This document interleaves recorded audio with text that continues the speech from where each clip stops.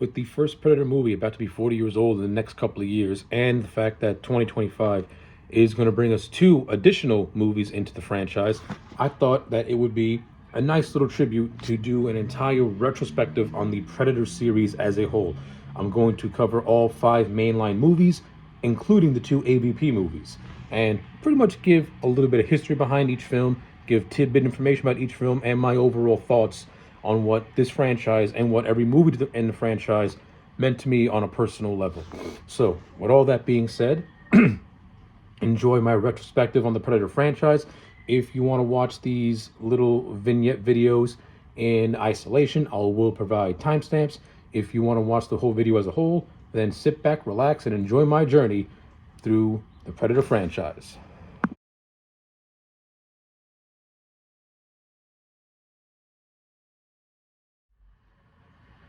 What can be said about Predator from 1987 that hasn't been said before? This movie will go down as a classic in every sense of the word.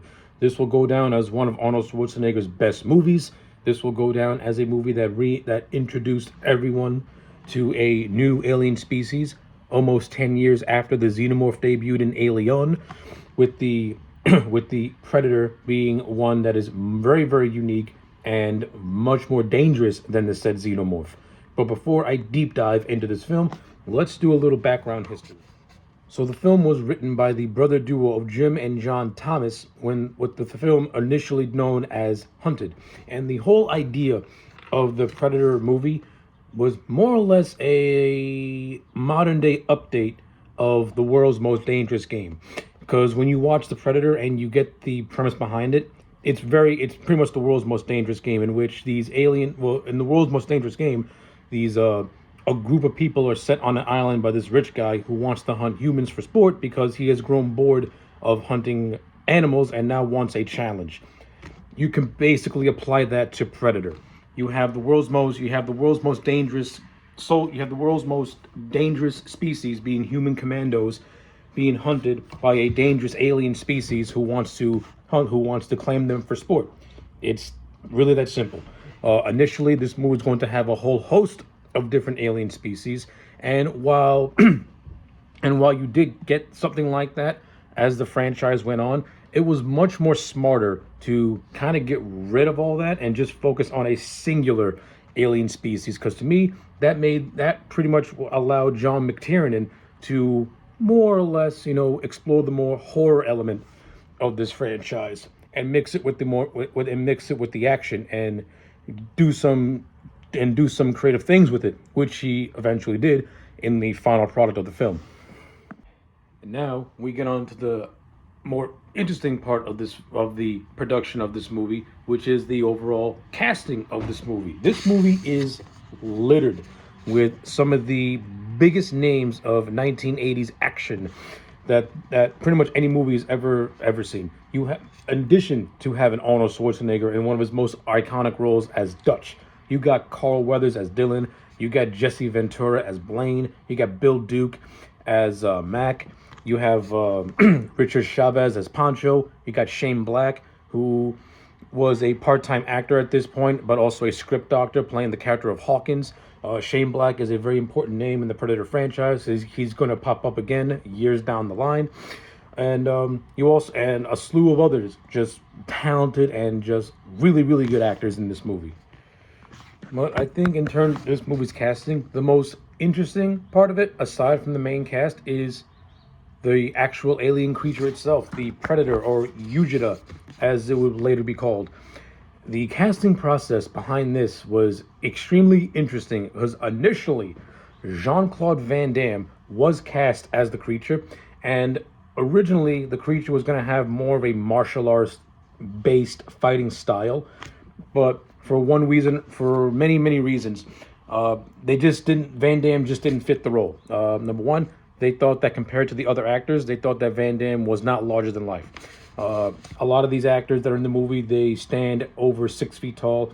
Jean-Claude Van Damme is 5'9". He's slightly above the average human height. And not only that, while Van Damme was physically fit, he does not have a gigantic muscular physique of guys like Arnold or Carl Weathers or Jesse Ventura. Van Damme has got a more streamlined physique. Also, Van Damme didn't like the alien costume. He thought it was very, very cumbersome. It limited his mobility and stuff like that. And eventually, he left the production. So this left everyone in shambles, trying to figure out how are we going to get this thing to work.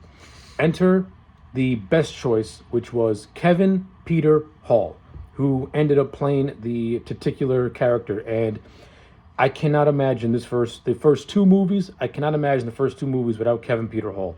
He basically gave the alien creature its personality. He gave the creature its menace, its cunning, it's a way to adapt to its surroundings, a way and things of that nature. Like Kevin Peter Hall is going to go down as a very underappreciated actor throughout the first two movies because he basically gave the creature its personality and set the template for what the Yujita alien species should all pretty much grab from. And you also got to put the fact in that Kevin Peter Hall was over 7 feet tall, so he comes across looking like a giant when compared to everyone else. So that was also a good thing as well. Another great aspect of the first movie is the production side of it. You have John McTiernan, a famed action director, known for films like Last Action Hero, the first Die Hard movie, and Die Hard with a Vengeance. He did the first Predator movie, and he really brought his expertise to this movie and crafted basically, John McTiernan did a remake of Commando, only with an alien species slap dab in the middle of it. Because if you watch Commando and Predator back to back, they virtually feel like the same film, especially in the first 20 minutes. And then once the grunts start to realize they're being hunted by an alien creature, that's where the more suspenseful horror elements start to creep in this movie. But this movie never really goes down the horror route, and I like it for that because it ends up separating Predator from the other alien movies that have been made, in which the creature doesn't not need to be presented as like this as like this horrific thing. It needs to be presented for what it is, which is a warrior looking for a challenge. But that doesn't mean you can't get some good horror aspects out of it, because you do get some pretty cool and interesting suspenseful scenes in this movie that I think are done really, really well.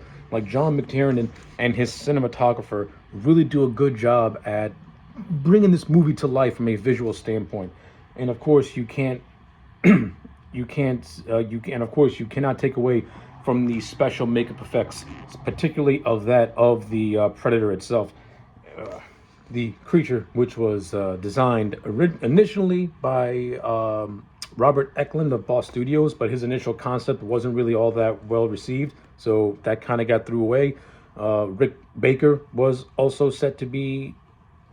putting in a bid to be the makeup artist, but ultimately everything went to the Godfather himself, Stan Winston, and with a small little input from James Cameron, particularly of adding mandibles to the overall design of the overall design.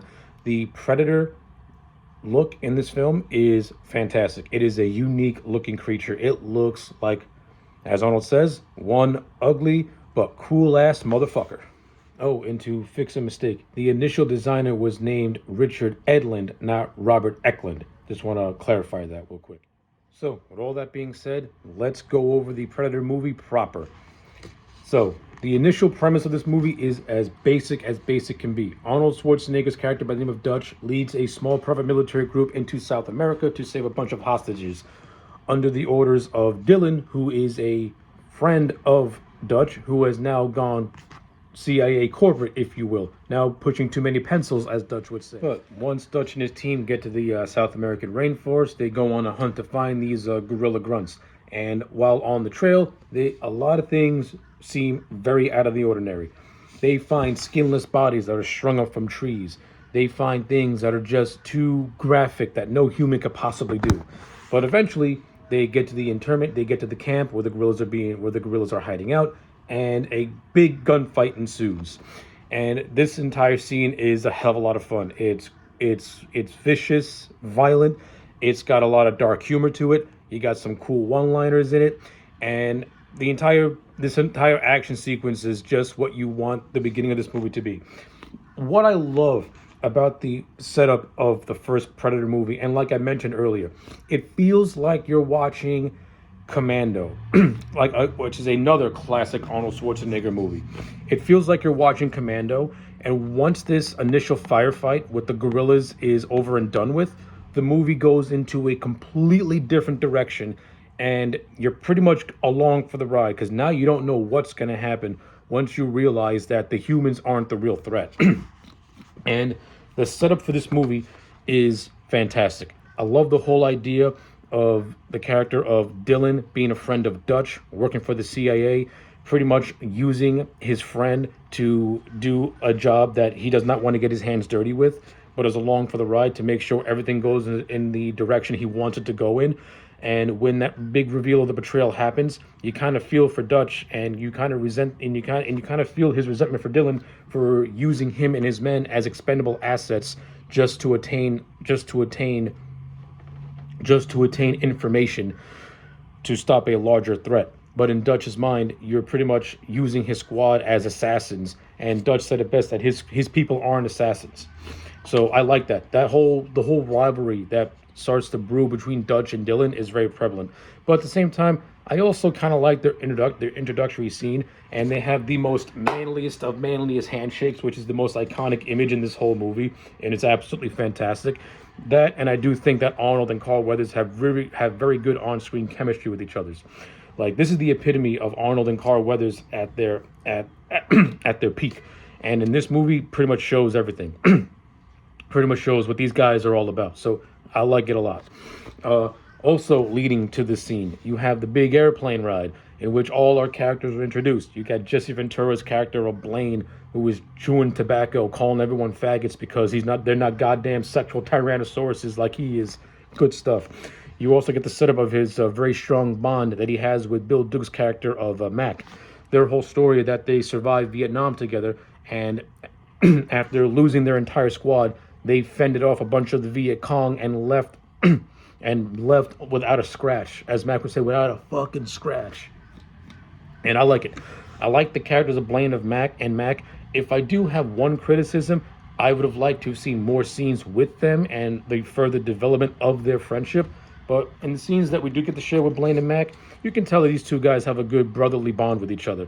And that aside from being military partners, they also got a friendship outside in the real world. So I kind of like that. It's good shit. You got the character of Hawkins, and I love the running joke with Hawkins of him trying to get the character of Billy, played by Sonny Landman, to laugh. Every joke that Shane Black does as Hawkins, the jokes are so cringy, but that's what makes them funny, is that he's trying so hard to get this guy to laugh, and he barely cracks a smile. And when you do get that big payoff, it feels earned. So, like, in terms of like the comedic aspect in this movie, a lot of it comes from Shane Black, and I thought he does a really good job. And the fact that he plays the funny man to Sonny Landham's straight man is perfect. Speaking of which, I love the character of Billy. The character of Billy is one of my favorite parts of this movie. At the same time, it's one of my biggest criticisms of this movie, and I'll elaborate on that momentarily. But I like the whole idea of the character of Billy being a tracker, and a lot of that comes from him being of half Native American descent and half Italian descent. And you can sense that he has a connection to the alien species, going back to his and the movie makes a reference to this as Billy being a tracker and him having a nose that can sense weird things. And I like it. Like, the character of Billy, a lot of untapped potential is with the character of Billy, especially when you get to his final moments and the movie's building up to something cool, and then you don't even see that coolness. You see the aftermath of it, and you're like, oh, come on, man, this could have been pretty cool. Like, because you're building this up the entire movie. Like, the whole movie, Billy is more like straight-laced and straight-faced, but once he starts to realize what's happening, you can see him slowly starting to get spooked as the movie goes on. Like, for somebody who fears no man, he has fear in his eyes and fear in his senses, and it's not because of a man, it's because of something much, much worse. Like, there's some good build-up with the character of Billy to an eventual showdown with the Predator, and it never happens, and that really gets on my nerves to this day. Untapped potential. That's the one big gripe I have against this movie. And then you got the character of Pancho, played by Richard Chavez. Character of Pancho isn't really all that memorable. He's most notable for being a translator, especially when the team picks up the lone survivor of the guerrilla hostages being the character of Anna, he more or less acts like a translator. So and as moral and Chavez, that's basically the what Pancho is. He's just a translator, but Richard Chavez gives him enough personality where you do care about him, especially towards the end of the movie. So, with all that being said, let's get back to the beat per beat summary. So, after Dutch and his teams dismantle the guerrilla camp, they start to find clues. Dutch pieces together that Dylan was just using them for his own personal gain, and this is what starts to cause friction between Dylan and the rest of the grunts, especially a budding feud between him and Mac, in which Mac clearly does not like Dylan, and Blaine also does not like Dylan, and that was set up earlier in the movie. So pretty much no one likes Dylan, especially since it's revealed that he just used them for his own personal gain. They don't trust Dylan, and they ain't gonna be afraid to leave Dylan behind if he continues to do the things that he's doing. So I kind of like that aspect as well. Like, you got a human villain in the character of Dylan, but I also do like how Dylan does have a nice redemption arc towards the end of this movie, and I'll elaborate on that when I get to it in a little bit. But yeah.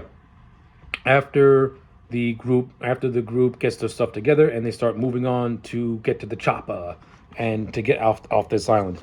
And it's here where we see the first glimpse, if you will, of the Predator. And you don't see him in full form. You see him through POV, infrared POV. And I love it. This is a perfect first introduction into what we're going to witness as this film progresses. And this is where John McTiernan's creativity comes in, because he knew that it's more that if you want to heighten the horror aspect of this movie, you don't show the creature right away. You show bits and pieces, you show little glimpses, and you always have it be done from the POV until you're ready to really show what this creature looks like and what it's really, really capable of. And by having its first appearance be done through a infrared POV was brilliant, because you also get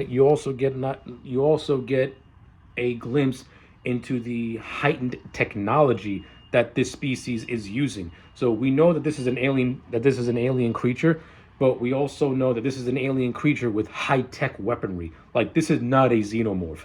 This alien is completely different. This thing comes from a civilization of engineers that can create technology like this.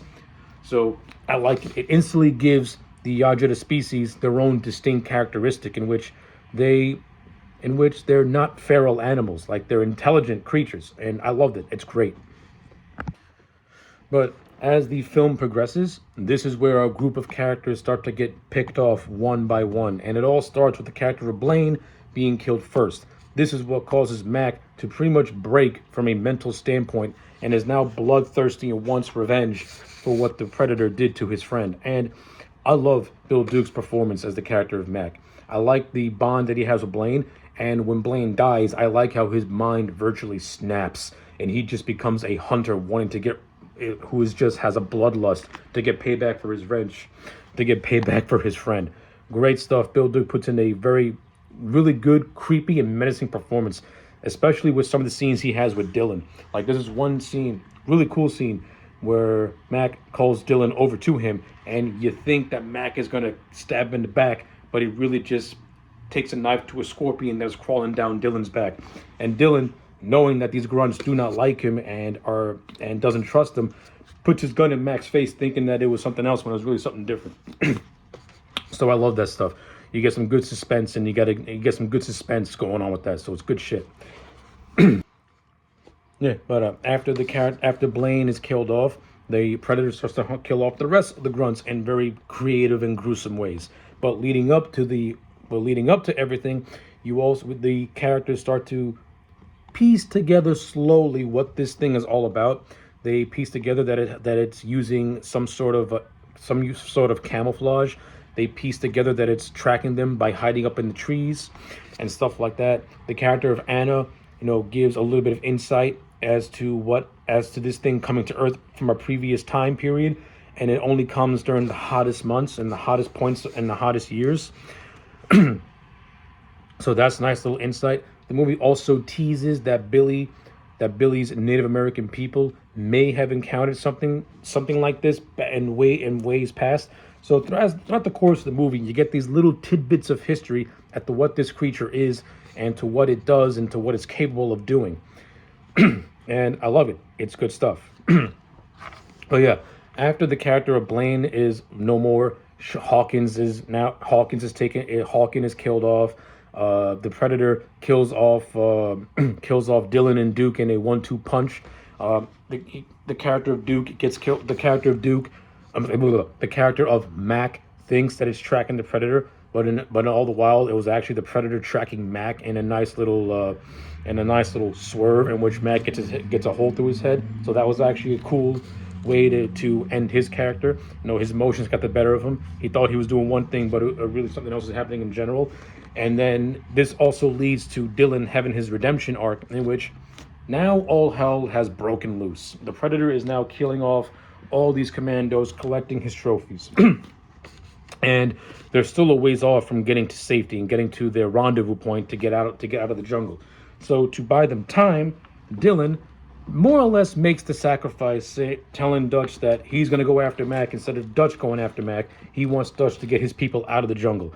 And this was really Dylan's redemption, wanting to settle a score, if you will. I like it. I thought the scene was played off really, really well, and for the first time in this movie, it made you like the character of Dylan since his introductory scene, because he basically sacrifices himself to ensure that Dutch and the rest and everyone else gets out of the jungle.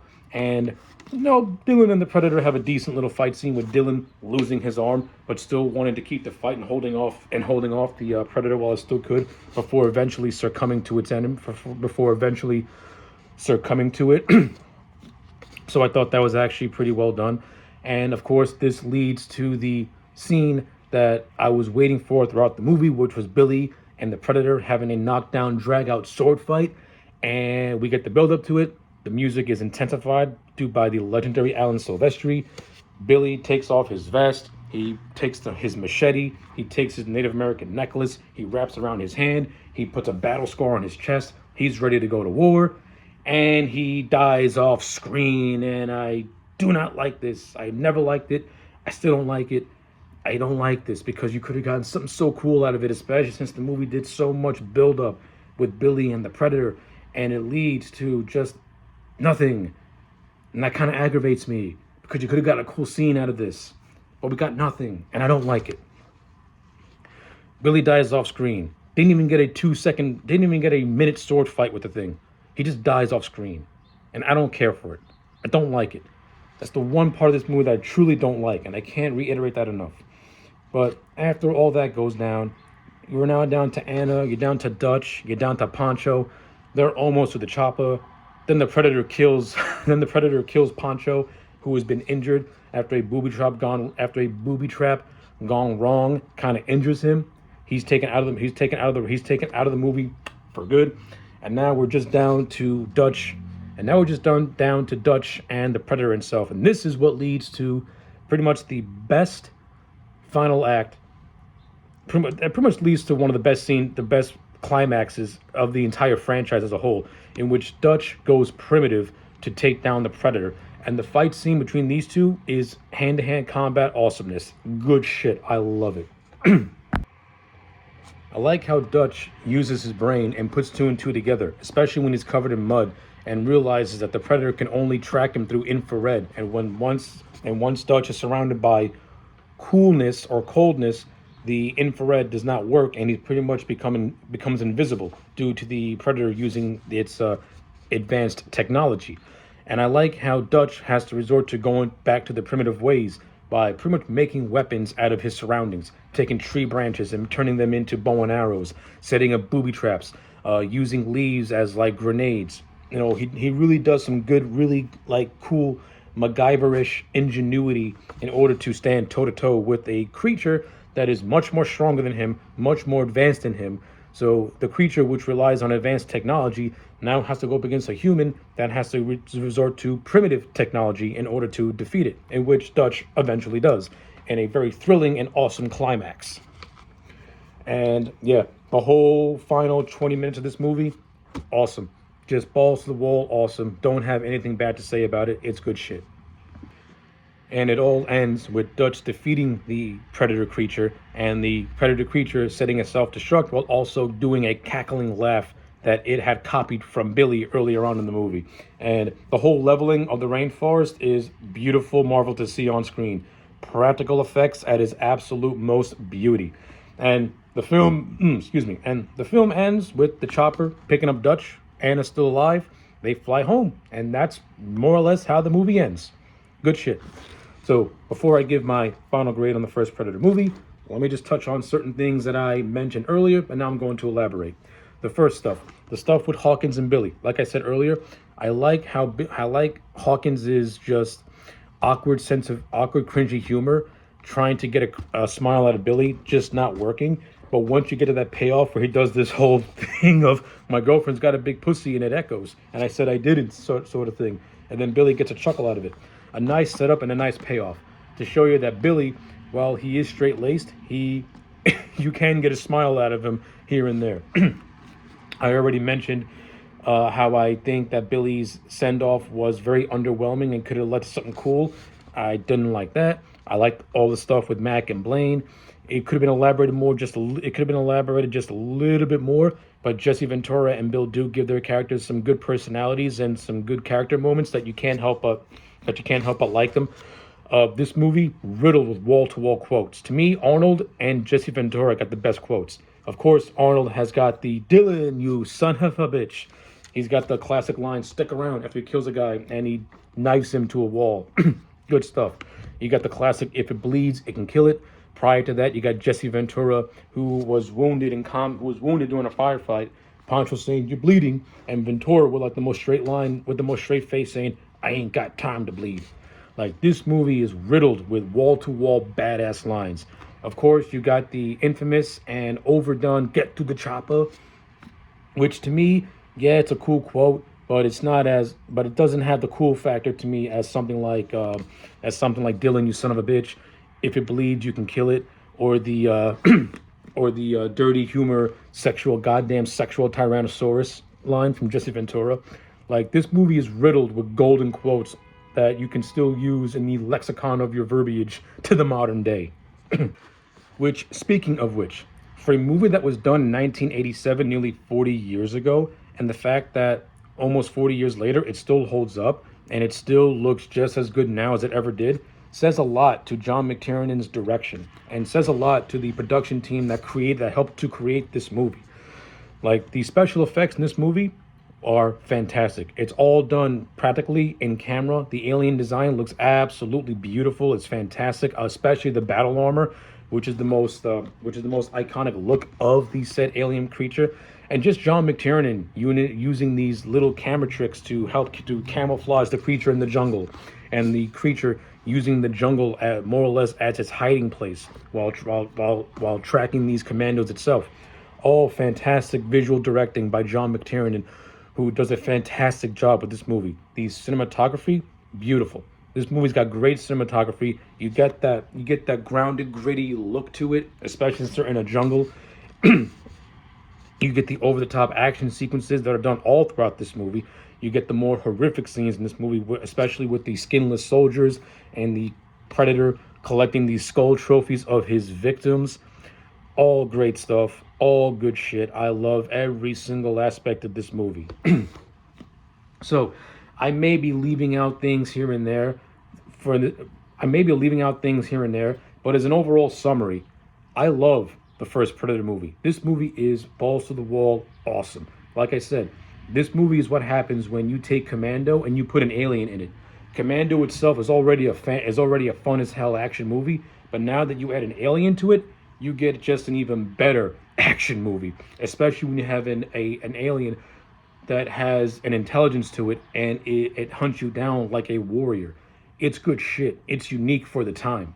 So, with all that being said, that first Predator movie to me is a solid 9 out of 10, with the only gripe being the letdown between Billy and his confrontation with the alien after having a very solid foundational buildup leading up to that moment.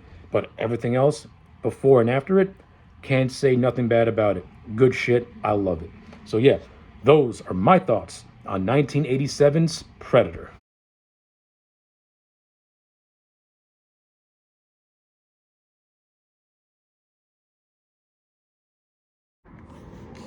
So, 3 years after the release of the first Predator movie, we finally get Predator 2, directed by Stephen Hopkins, once again directed by Jim and John Thomas.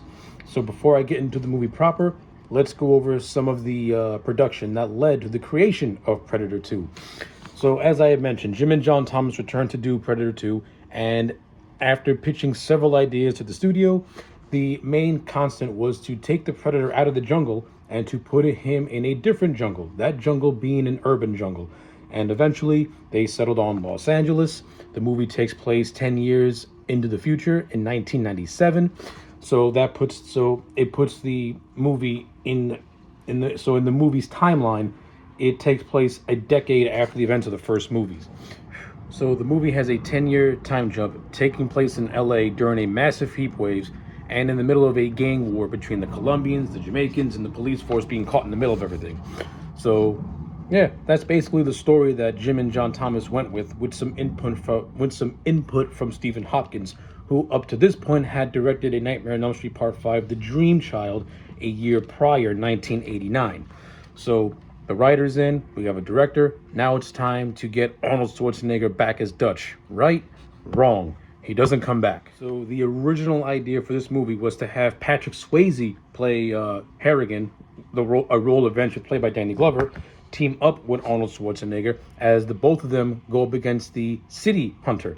Of course, Arnold couldn't come to agreement with the studio for monetary reasons, and thus Dutch was written out of the movie, and in his place ended up being Peter Keyes, played by Gary Busey, and his elite team, who are set to track the Predator, wanting to learn about it and wanting to mimic its technology in a way.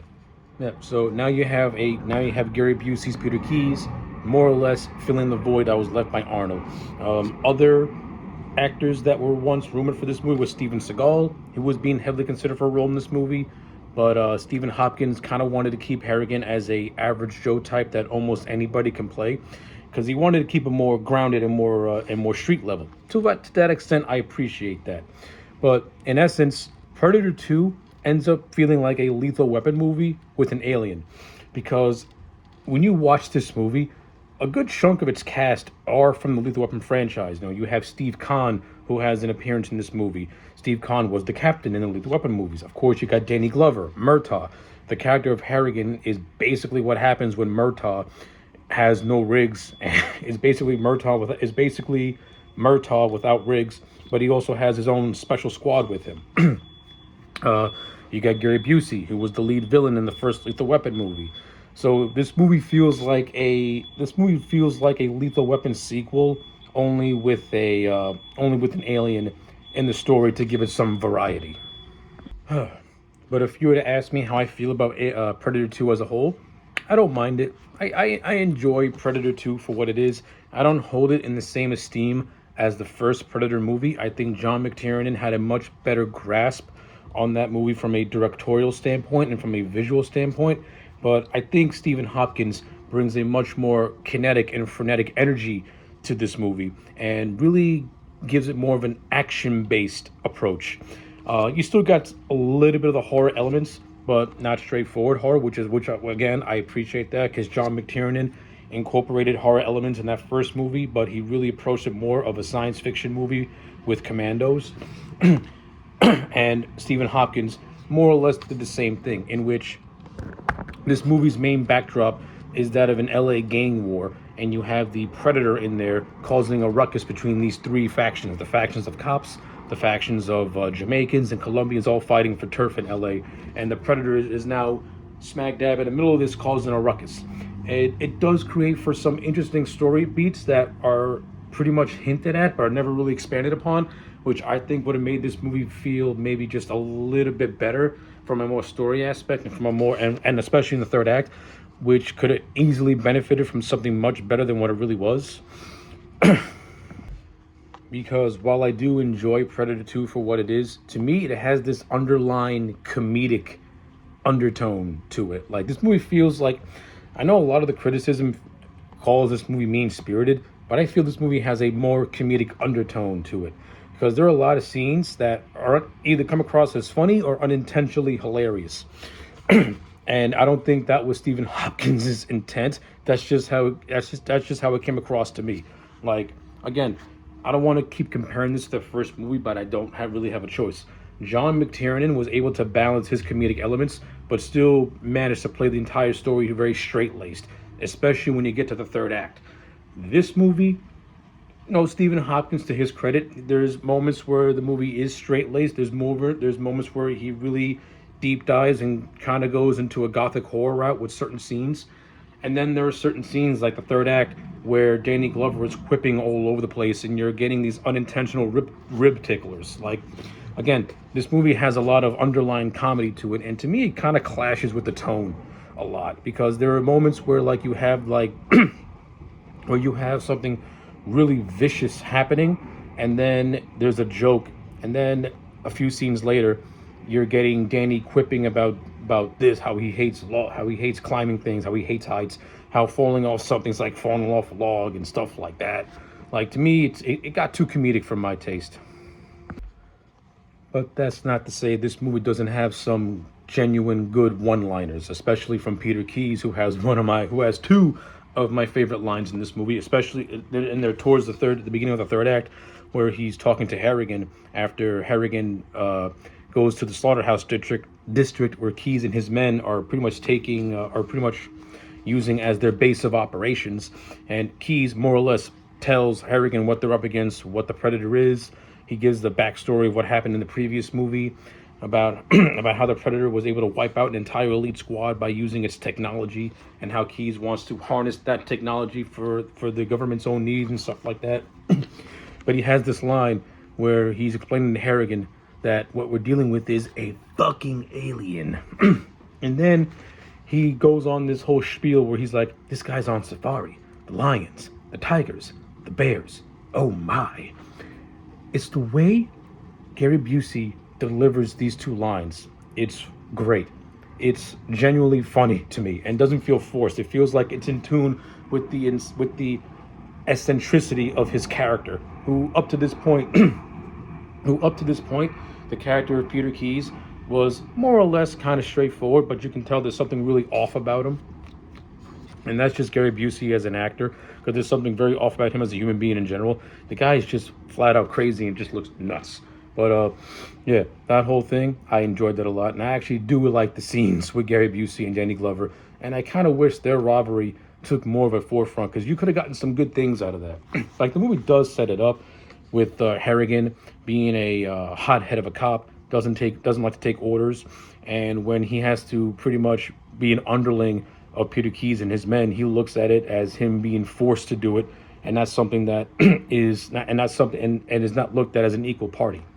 It's almost as if he has to submit to the underlords of the DEA, so that way he can get a piece of the pie, so to speak. And I kind of like that story aspect. I thought you could have gotten much more expansion on it. But some character moments that I do like.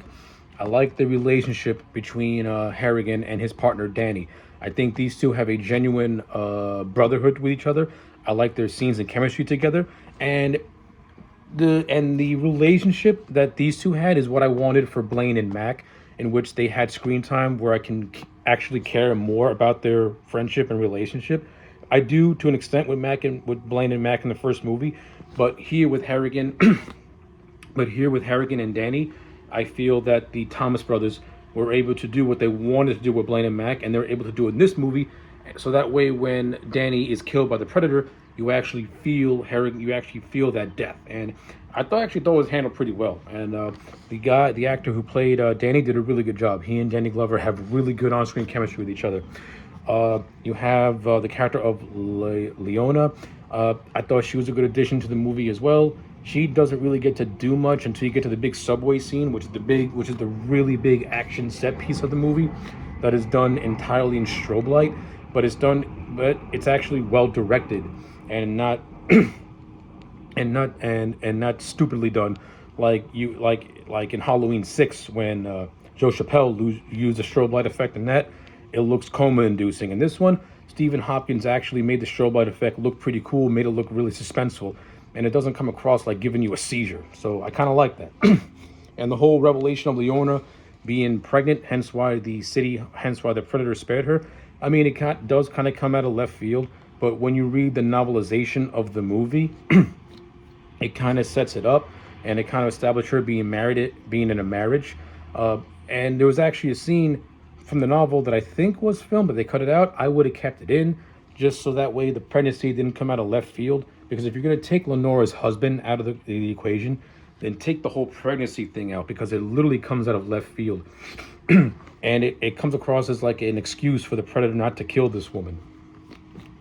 It's a nitpick, but to me, I think it's an important nitpick because it creates an unnecessary plot hole, at least in my eyes.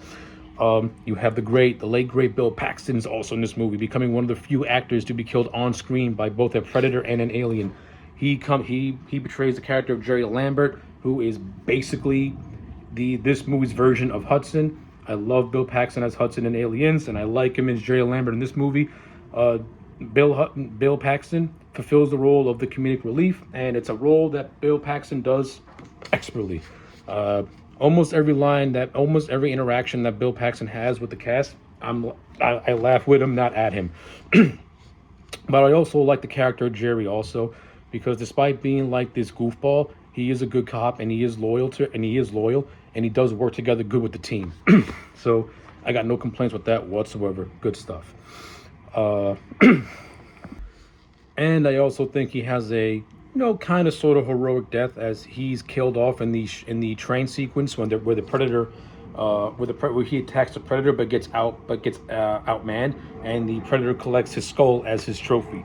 So he gets again. Bill Paxton has the distinct designation of being one of very few actors to be killed on screen by an alien and a Predator. So that's awesome. That's a cool little badge of honor to have. And then you have like other characters in this movie. You got Captain Pilgrim, who is the head of Harrigan's team. No, he has a couple of scenes with Danny Glover. Their scenes are okay. He's one of Harrigan's biggest voices and supporters. You also have Robert Devey, who plays the boss of Harrigan and the boss of his captain. I mean, and he and Harrigan have a very antagonistic relationship, but at the same time, you can kind of sense that Heinemann does have a kind of sort of respect for the character of Harrigan, but at the same time is also very bureaucratic and wants Harrigan to play by the rules and do what he wants him to do, and not what Harrigan thinks he needs to do. So, those aspects of the movie are okay, and I think they get a decent amount of screen time where you kind of buy it. I don't think that stuff needs to take over the movie.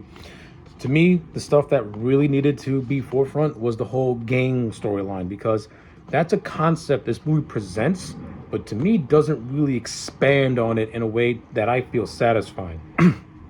So when this movie first opens, the cops are in a gunfight with the Colombians. This is what leads to the first appearance of the Predator killing the Colombians. And at first, the cops think that it's the Jamaicans, because the Colombians and the Jamaicans are in a gang war, and they're just causing havoc and mischief.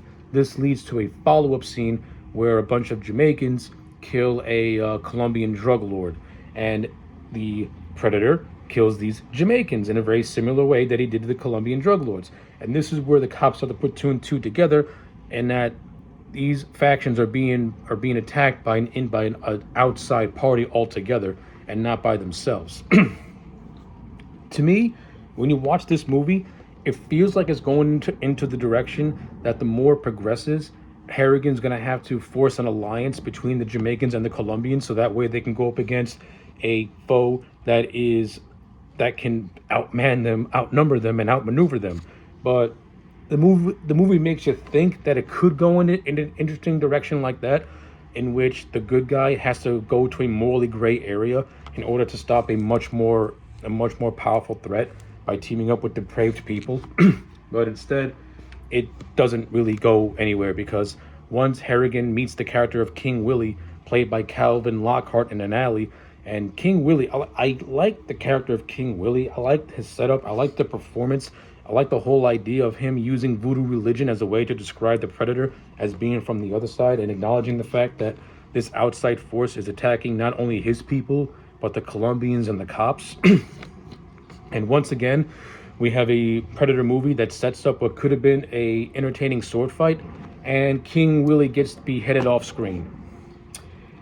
It doesn't bother me as much as it did Billy in the first movie, but still though, the fact that I had to wait 18 years for a sword fight is kind of ridiculous.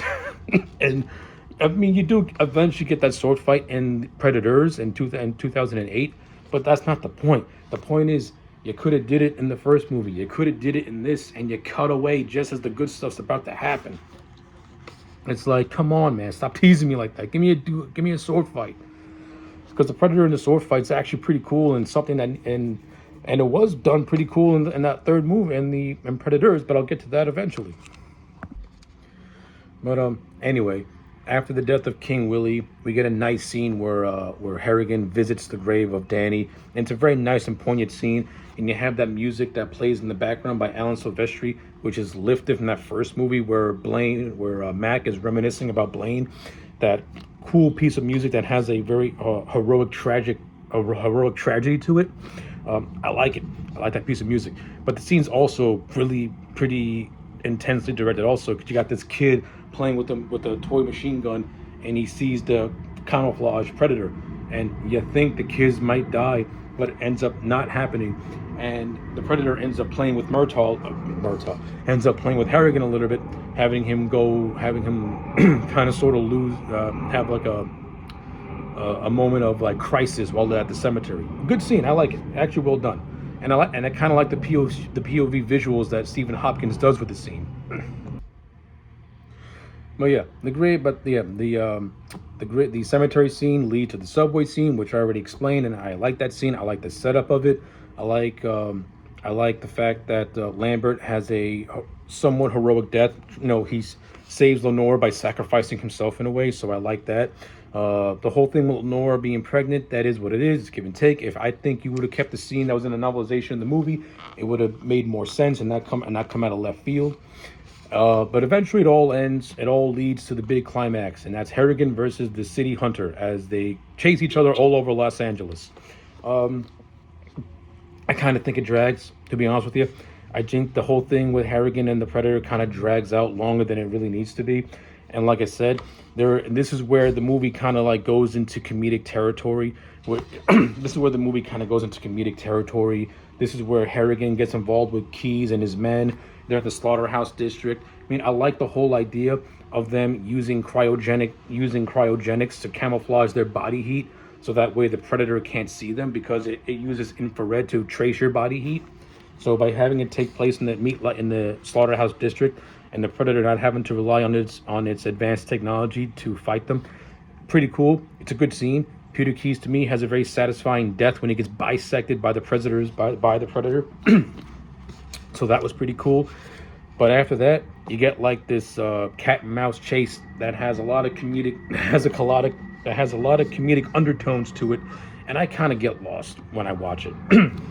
and before I forget, you also have a subplot with Morton Downey Jr., who plays a sleazy tabloid reporter, and this is the movie kind of doing like a parody of those sleazy tabloid TV shows that were around during the 90s. I like Morton Downey Jr. I thought he brought a good sense. I thought he was funny in a way and antagonistic in a way. But again, to me, I don't know. I don't want to see that in a Predator movie. When I watch a Predator movie, I just want guys and girls in a jungle being hunted by one of the universe's greatest hunt killers, and them trying to use as much ingenuity as possible to try and survive and defeat it. That's what I want in a Predator movie. I don't want to see the Predator in an urban jungle, because to me it feels like any other monster movie. Like, eventually every monster has to go into a populated city, and there are certain movies where it can work. Specifically in Gojira, the original Japanese Godzilla, it works in that movie because that movie has a message, and that movie's an allegory for nuclear bombs. So it makes sense, because Godzilla is supposed to be a representation of what happens when a nuclear bomb not only attacks a small village, but also a heavily populated metropolitan area. To me, this was just a way to not want to rehash the first movie and to put the Predator in the concrete jungle. Yeah, you could have gotten some good stuff out of it if you would took it in a different direction. But to me, the third act kind of plays it really safe by just having to be mano a mano and just Harrigan trying to use whatever he can to beat the Predator until he gets the Predator's alien disc thing, and that's when he uses to cut off his arm. Then you have a scene of the Predator trying to like patch up his injury, and then he starts bouncing through walls and doing this and doing that. And eventually they both land in the Predator's spaceship, where Harrigan finally kills him by bisecting him in the middle. And then after this Predator is dead, we get to see a whole host of other Predators. And this and this scene is actually a very important scene. And I actually really like this scene because what this scene does, when you see the Predator's trophy collection, we see the skull of a xenomorph. And this was the first time that the Alien movies and the Predator movies were forever linked together and in the same continuity. And it's through this Easter egg that puts these two franchises in the same continuity. So that's actually pretty cool because that's going to be important very, very soon. But what I like most of all about this scene is the fact we get to see more of the alien culture. And we get to see that when you defeat one of their own, they show you respect and they acknowledge you for what you are. And we see that when the elder Predator gives Harrigan a trophy of his own, that being a gun from 1719.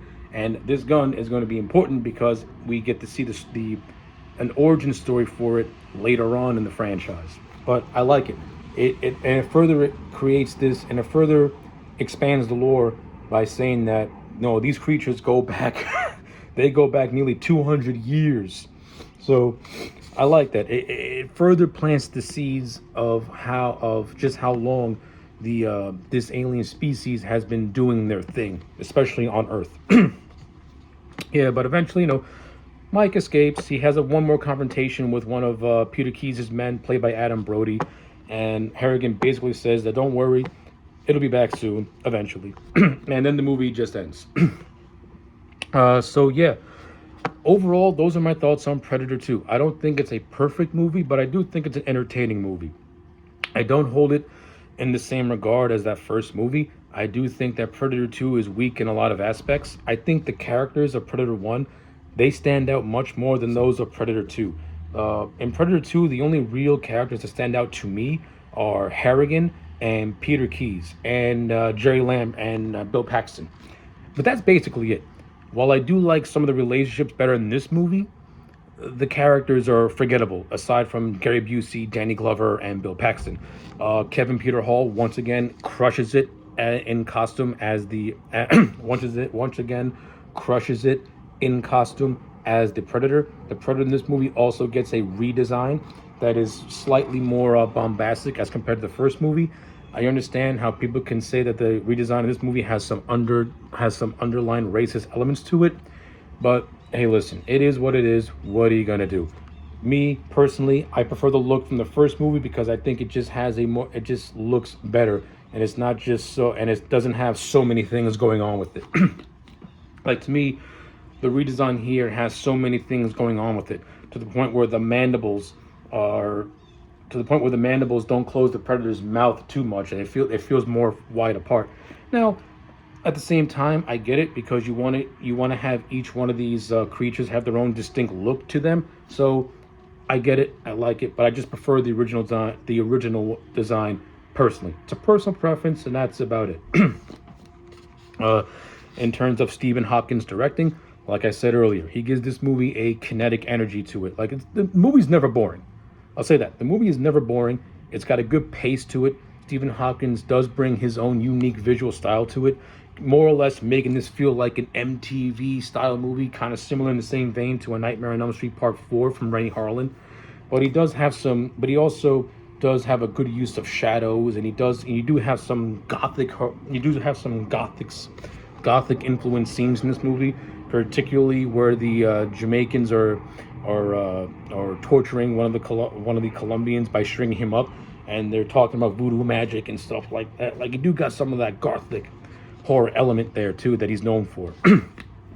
So from an overall production standpoint, don't really have nothing really to say. It's on point. It looks great. Production values this movie look good. Stephen Hopkins was able to make the city of Los Angeles feel like a concrete jungle in a way. Personal preference of where you prefer to have your predator do his hunting is really up to you. But how Stephen Hopkins made it work in this movie, I can't compliment him enough. He made it work, and I liked it for the most part. So yeah, with all that being said, to me, Predator 2 is a solid 6.5 out of 10. I still very much enjoyed this movie. I don't hold it on the same regard as the first movie, but that doesn't mean it's a bad movie by its own stretch. I do feel it's underrated. It is underappreciated because it does have a lot of good things in it, but it also has things that could have greatly been expanded upon or reworked, and I think you would have had a much better movie. And it really does hurt by not having the character of Dutch in this movie, because I think Dutch would have really heightened this movie up a lot. But yeah, those are my overall thoughts on Predator 2. And with that said, this movie was made in 1990, and the next solo Predator movie would not come out to the year 2008, nearly 18 years later. However, the Predator would return in the year 2004, as we would finally get the matchup between the Yajida and the Xenomorph.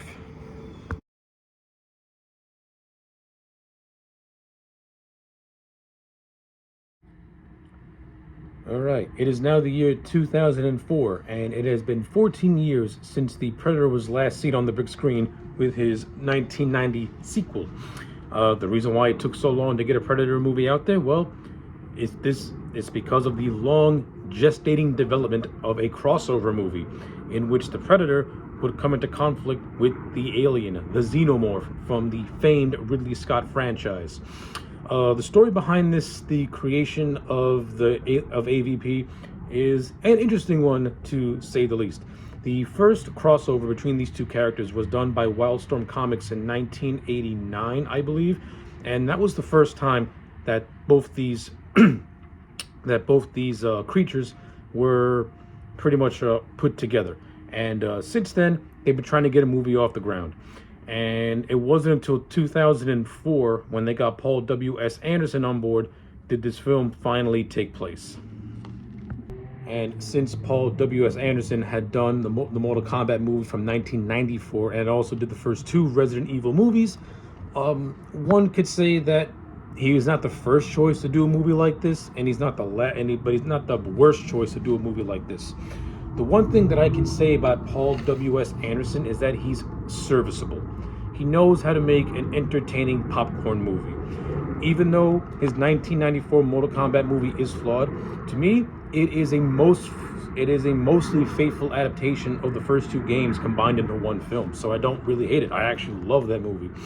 And I'm not a fan of the Resident Evil franchise, the games and movies as a whole.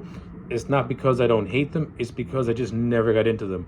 But the two movies that he did direct that I saw, which were the first and the second ones, I don't remember hating them, but I don't remember loving them. I was more or less entertained by them. And that's the thing with Paul W.S. Anderson. Like, he's not gonna give you a good movie, but he's gonna give you a good action popcorn movie that you can sit, turn your brain off, enjoy, and just relish in the carnage that he's going to bring to you. So in terms of that, yeah, he's a serviceable choice by 2004 standards. And it also doesn't hurt that he is a fan of both franchises, and to his credit, he did his best to not break the continuity of either one of those franchises, since he has to combine Alien and he has to combine Predator, and he has to try and fit these things in this movie without breaking the continuity of either. That's the problem with versus movies, is that it's really hard to do a crossover. Just look at Freddy vs. Jason. It took years for that movie to get off the ground, and it wasn't until 2003 where Freddy vs. Jason finally got released and ended up being a major success.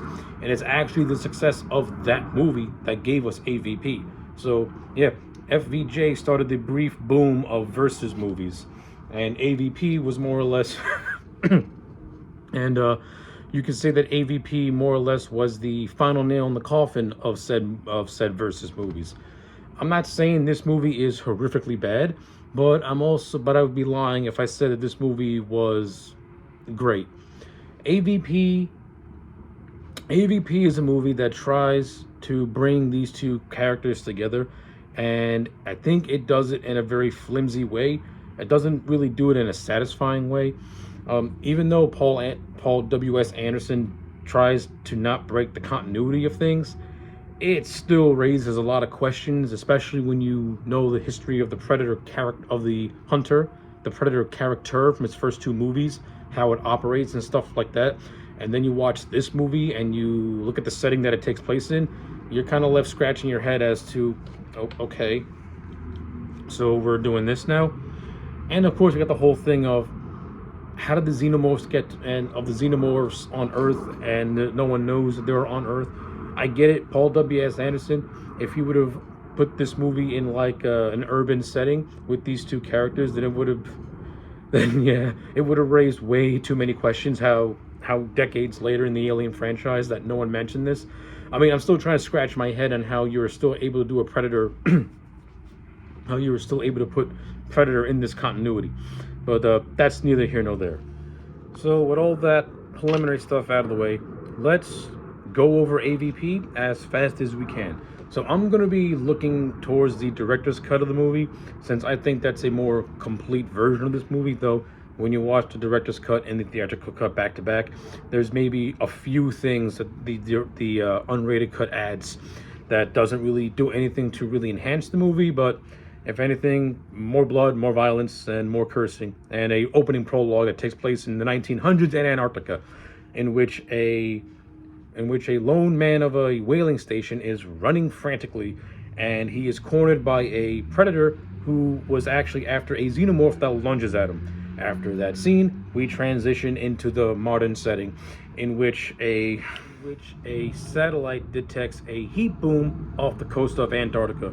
This attracts the attention of industrialist Bishop Wayland, who is played by Lance Henriksen. To all you fans of the franchise, Lance Henriksen is the second actor to appear in both an Alien movie and technically appear in a Predator movie. And like Bill Paxton, he is one of very few actors to be killed by two said creatures. So, again, a really rare badge of honor that only a handful of actors can say they have on their resume. Not to mention, Lance Henriksen was also killed by a Terminator. So again, well, and same thing with Bill Paxton. He was also killed by a Terminator. They're the only two actors that I can recall who were killed by three of the most infamous movie monsters of the 1980s. So that's pretty cool when you look at it from a certain point of view. But anyway, Wayland, intrigued by this, ends up putting together a team to try and investigate this heat boom, which leads them to a pyramid buried beneath the surface of this whaling station, and and as the movie progresses, we find out that there's actually more to this pyramid that meets the eye, and there's a reason why it's become a lost temple, if you will. And this pyramid ties into the alien and predator creatures, and it's through this pyramid is what ties these two characters together as well.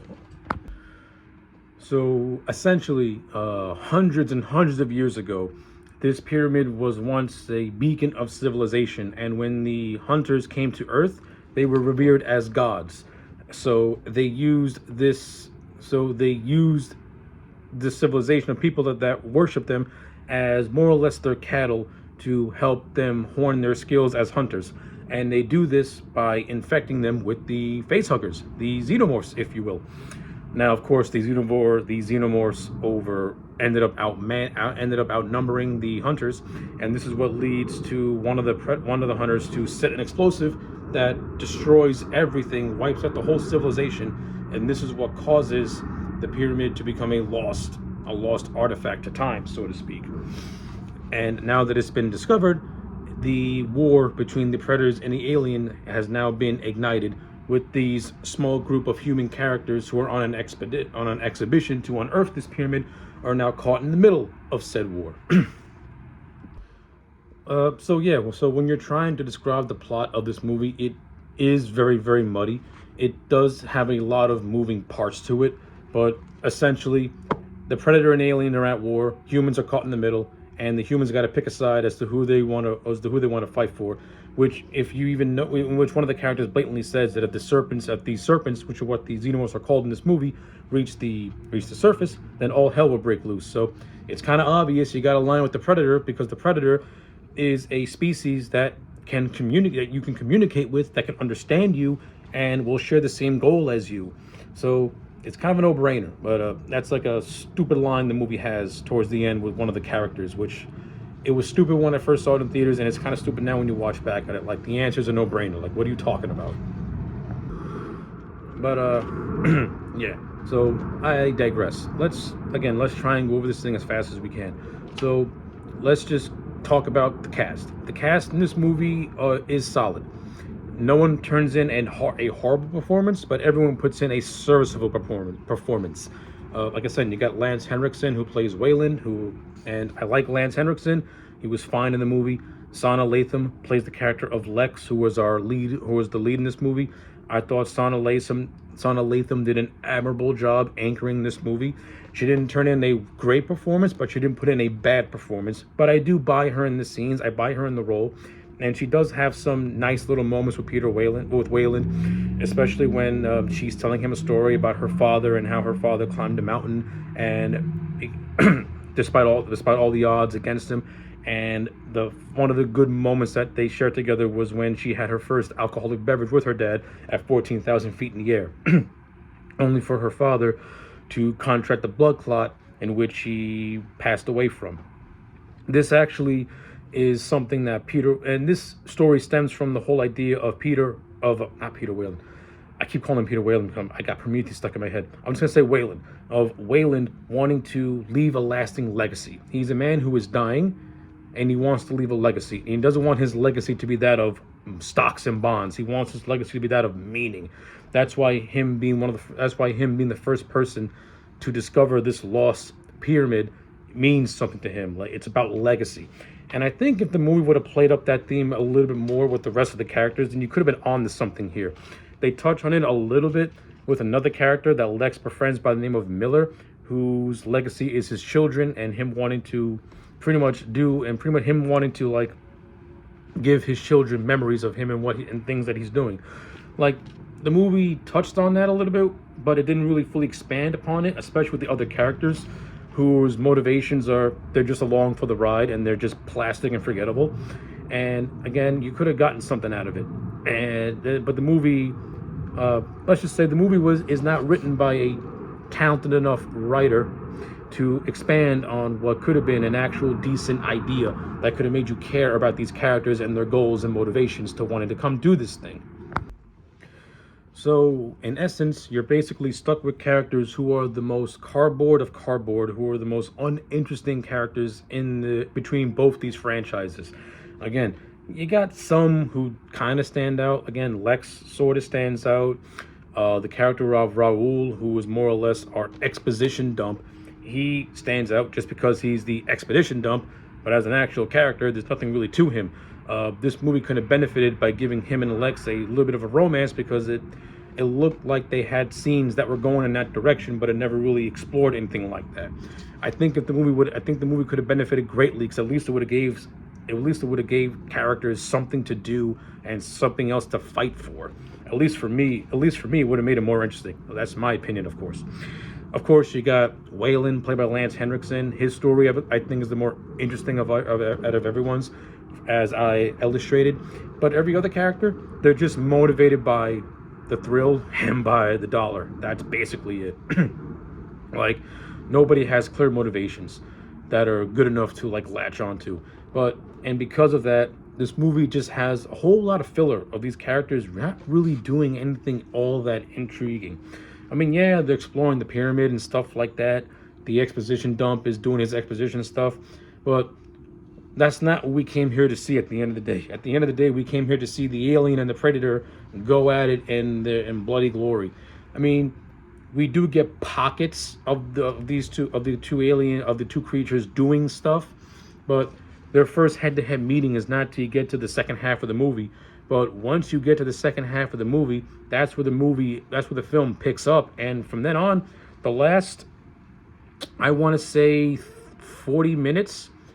The last 40 minutes is where this movie actually is good and it's actually fun. But getting to that point is kind of a slog to sit through. Not saying that all of it is bad. It's not, but it's just like, okay, like you're stretching all this stuff out because you don't have much of a story, and and you can't make a movie of just two aliens that don't talk fighting each other. That could be done as like a 40-minute special. So you have these characters just walking around the pyramid, discovering things, discovering sacrificial chambers with face huggers in there and stuff like that. It's just discovering and looking, with nothing really all that interesting happening until the predator gets to the gets to the whaling station and starts the hunt. And when the xenomorphs start to wake up and wreak havoc, that's where this movie actually gets fun. That's where this movie starts to find its voice, and that's where it gets good. I like it. The fight scenes between the aliens and the predators is what you want it to be. Just pure creature carnage candy, and I can't get enough of it. I also like the ending with Lex and the predator and one of the predators teaming up to take on the xenomorph. The enemy of my enemy is my friend. I like the whole idea of these predators being teenagers, essentially needing to earn their weaponry, needing to get battle tested. I like that whole. It further expands the lore of the Yajira creatures in general, and I like that. That's good stuff. I enjoyed it a lot. And you also get more expansion from the ending of Predator 2, in which if a human can hold their own, they don't get killed by the Yajira. They are celebrated by them, and they earn the respect. And that's prevalent with Lex. After her and the Predator kill the Queen together, of course, the Queen has to get the final kill on the Yajira before she goes to her watery demise. But the ending is basically Lex, who, having teamed up with the Predator and held her own in some fights against xenomorphs, and Lex is a decent character. Like, she's no Ripley, but I liked her. I just wish she would have been written better and made more interesting, but I liked her for the most part in the action sequences. And this being the first time a human and a predator teamed up is actually cool to see, and I enjoyed it a lot against a greater enemy. So I can't say nothing bad about it because I did like it. And I also like the actual jump ending, in which it discovered that the predator that we were hanging out with Lex was actually impregnated by a xenomorph, thus giving birth to the Predalien, which is actually pretty cool and is what leads to the sequel, which I've only seen maybe a handful of times. And yeah, I will give you my thoughts on that when we get to it. But let's just put the final cap on AVP. Like I said, as an overall movie, it's not bad. It can be a slug to sit through. It does have some very decently directed horror scenes and some very exciting action sequences, which I do like. The special makeup effects, they're very, very solid. I don't really care for the redesign of the Predator. It looks like a Party City mask. It doesn't have a realistic look as opposed to how it did in that first movie. But it's okay nonetheless. I do think the Predator does come across as maybe a little bit too bulky and doesn't have that streamlined physique that it had in the first two movies as well. I mean, yeah, I wasn't overly crazy about the redesign of the Predator in this movie, who was portrayed by Ian White. Now, unfortunately, a year after the release of Predator 2, Kevin Peter Hall tragically died after contracting AIDS from a number of blood fusions he had to receive to battle some injuries.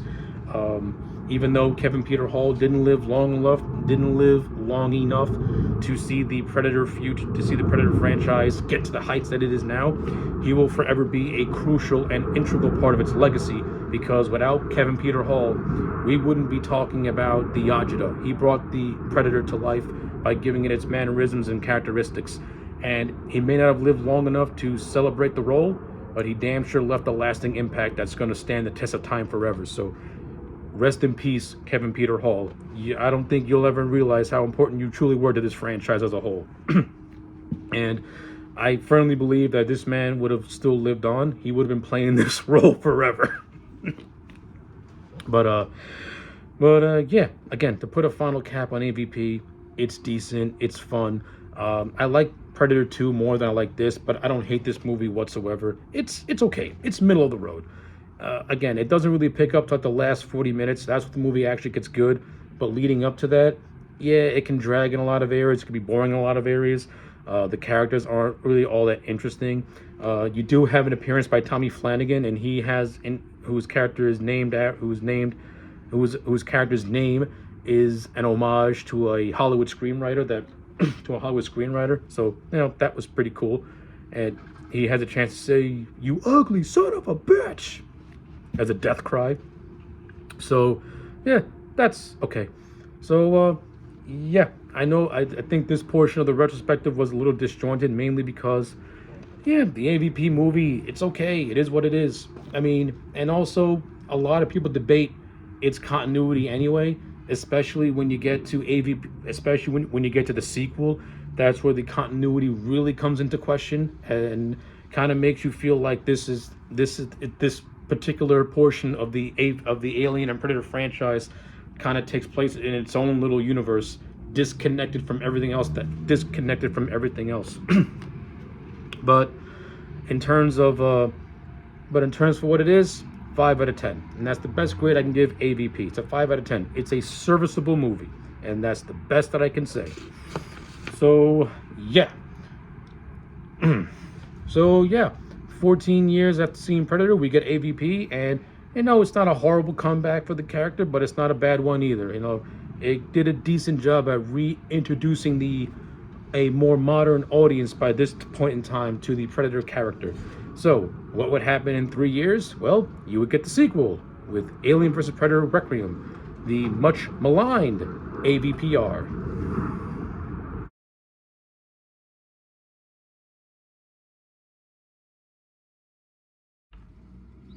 Okay, we have gotten to the part of this retrospective that I have not been looking forward to, and that's talking about Alien vs. Predator Requiem, coming out in the year 2007, roughly nearly 4 years after the first AVP movie.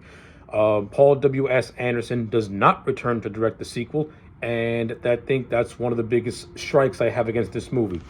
But I will get to my thoughts on this film once I get the background information out of the way first. Taking over the director's duties of this film are the Strauss brothers, who are two brothers that work in visual effects and have their own production company. To give a little history on them, they got into the movie business after being inspired by Terminator 2 and have worked on films like Volcano, 300. I think they also did The Day After Tomorrow, the film with Dennis Quaid. So they're mostly known for their VFX work. But it should also be known that during the production of the first AVP movie, they had pitched an idea of us to do their own version of AVP. Of course, that idea was nixed by Fox Studios, and we ended up getting the movie we ended up getting in 2004. But I guess Fox liked the Strauss brothers, that they brought them back for this movie that is written by Shane Salerno. So yeah, that is the brief history of the Strauss brothers and how they got to this movie. And well, let's talk about AVP Requiem. All right, so I'm not going to beat around the bush. This movie is absolutely terrible. I do not like AVPR. I tried to give this movie a chance when I first saw it years back. I tried to give it a chance now that I'm watching it again for a grand total of a second time. And my thoughts on it are no different than how it was when I first saw it. I think this movie sucks. It has maybe a handful of highlights that were okay, but most of this movie is a bore. This movie is 94 minutes, but it feels like 194 minutes. This thing is a drag to sit through. The characters are cardboard cutouts that you would see in a generic slasher movie, not in a Predator or an Alien movie. No one in this movie stands out. The only things that stand out about them is that some of the characters have names that homage previous characters in the film and the franchise. But other than that, the personalities in this movie are so cookie cutter. They're so cardboard. It's like hard to sit through. The whole small town setting. I'm not interested. Like, I'm seriously not interested. This movie raised a small idea in the very, very beginning that I wish would have been expanded upon more, in which we get to see the Predator homeworld That would have made for a much more interesting movie, but we didn't get that, or at least explore it some more. But we didn't get that. We got what we got, which is just a generic movie of just things happening, and you're just not interested in what's happening because it's so boring. But before I go on this rant, let me just get things that I do like. I like the premise, which is the whole idea of the predator species having to send out a cleaner predator to try and find the predalien that we saw at the end of the first AVP movie. The one thing I'll give this thing is that it does pick up immediately after where the last one left off. I would have preferred we got back Lex, Sana Latham's character, but the events of that movie, aside from the predalien, are not even touched on. It's almost as if that movie didn't exist past the ending. So take that for what it is, but I digress. I like the concept of a cleaner predator going after the predalien and also trying to wipe out the xenomorph from Earth, eliminating all records of them. I like that premise. I think that premise is cool. And I also kind of like the fact that in the shooting script, the Predator was nicknamed the Wolf, which is an homage to Harvey Keitel's character from Pulp Fiction. Since I'm a huge fan of Pulp Fiction, that's my favorite movie of all time. I like that. That's cool with me. I got no issue with that. When the Predator and the alien are on screen, it's cool. It's okay, cool for what it is. The fight scene between the predalien and the wolf predator, entertaining. It's okay, not great, very forgettable, but it's all right. Some of the action scenes in this movies, they're okay. They're stock, but they're not bad. I guess you're wondering why I'm not putting no enthusiasm in talking about how great these scenes are, like the blocking or how the action was choreographed. The reason why I'm so lackluster in saying that is because the cinematography in this movie is atrocious. You can't see anything in this movie. Like, when they tell you that this movie is so dark that you can't see anything, they ain't lying.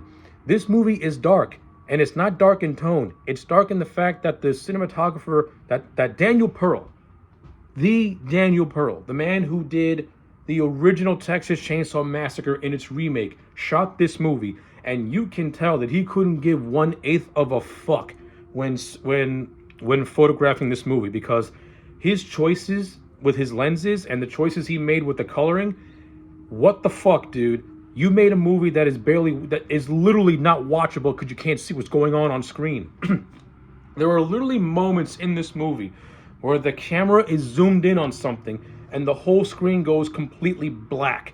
You think that it might be transitioning to another scene, but it's really just zoomed in on a tree that you can't fucking see because the screen is because the cinematography is so dark, you don't know what's going on.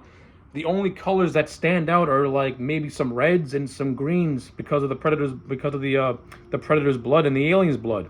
But other than that, you can't see shit. Like, what could have been entertaining action sequences are just destroyed or ruined by just horrible cinematography. And the fact that a bunch of this movie takes place in shadows and darkness, you needed better lighting. I don't know what artistic thing you were going for, but it did not work. It really did not work. It sucked. There are scenes in the sewer where a bunch of homeless people are being attacked by the predalien. You can barely see what's going on. There's a scene where a bunch of kids are in a school swimming pool and they're being attacked by an alien. You can barely see what's going on. Not only can't you see what's going on because the cinematography is so dark, there's so much goddamn shaky cam that it's going to give you a goddamn seizure. And that just compacts just how just abysmal this movie really is. And again, the fight scene between the Predator and the Predalien is ruined because of horrible cinematography, horrible the horrible choice to use shaky cam, and not to mention, you also set it during the rain, so you have the rain effect, shaky cam, and really dark cinematography. You can barely make out what's going on. It is absolute crap. It's garbage. And on top of that, the human characters that we have to follow in this movie, they're also not that great. The only two characters that stand out are the characters of Dallas and Ricky, mainly because they're brothers, and the character of Dallas his name is an homage to the Tom Skerritt character from the first Alien movie.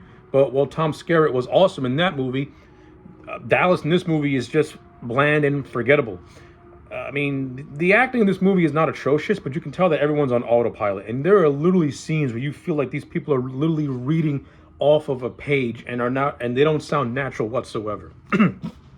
But yeah, the only two characters that really stand out are Dallas and Ricky, mainly because they're brothers.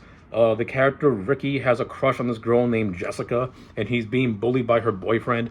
That is so just teen drama nonsense that I don't need to see in a Predator or an Alien movie. What I like about the Predator and Alien movies is that the characters are either military, they're cops, or they're scientists. They're not these horny teenagers like you see in a slasher. They're actually adults. They're truckers, essentially. This movie goes for the horror slasher vibe, and it just doesn't fit a Predator movie, and it doesn't fit an Alien movie. It just doesn't work for me at all.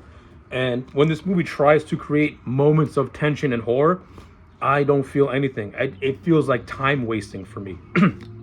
And when this movie tries to push the envelope with edginess by having a pregnant woman be attacked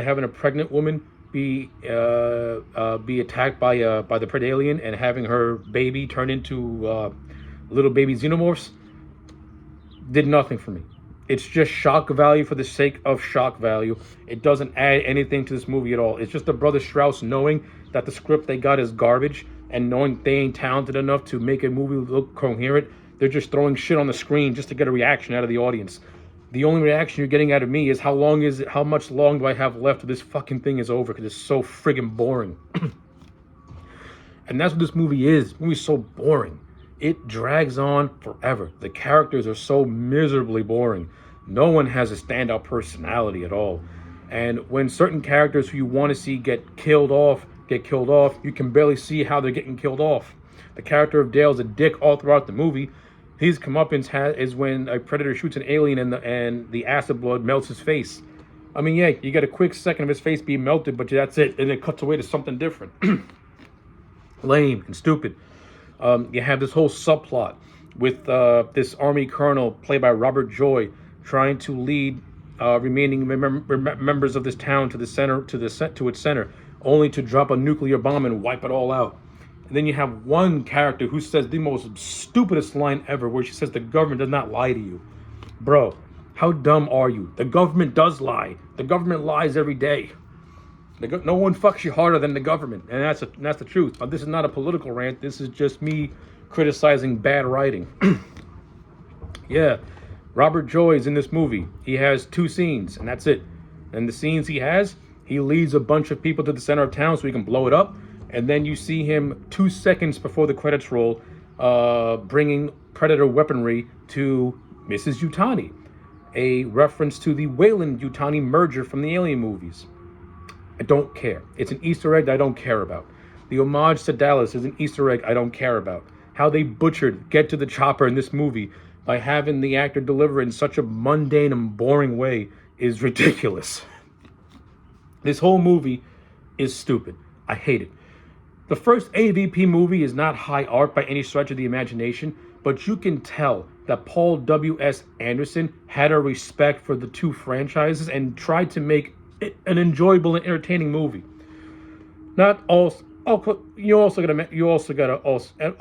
made a movie that you can actually watch and see what's going on screen, and didn't make it into this murky, miserable mess that you can barely make out half the time. Like, you can tell that the first AVP movie actually had some talent behind it, and you can tell that this movie has talent that just don't want to use their talent. They just want to go on autopilot and just make a piece of shit movie to put in theaters and take your money. I'm glad I didn't see this garbage in theaters, because I would have been irritated. I saw this after a friend of mine had let me borrow it, and I even told him, if I own this, I get my money back because it was garbage. And that's how I feel about AVPR. The movie is absolute trash. I don't like it. It's a 2 out of 10. It's a miserable piece of trash. Don't ever watch it. Yeah, so the less said about this movie, the better. But this movie ended up making $130 million worldwide, making it a box office success against a $40 million budget. However, reviews for AVPR said much, much differently, And the studio was wise enough to abandon plans to continue AVP and go back to the mainline Predator franchise by finally giving us a solo movie. And this solo movie came out in the year 2010, nearly 20 years after we got Predator 2. And who did they get to do this movie? Well, they enlisted Robert Rodriguez, and, well, he gave us the movie that we ended up getting with Predators.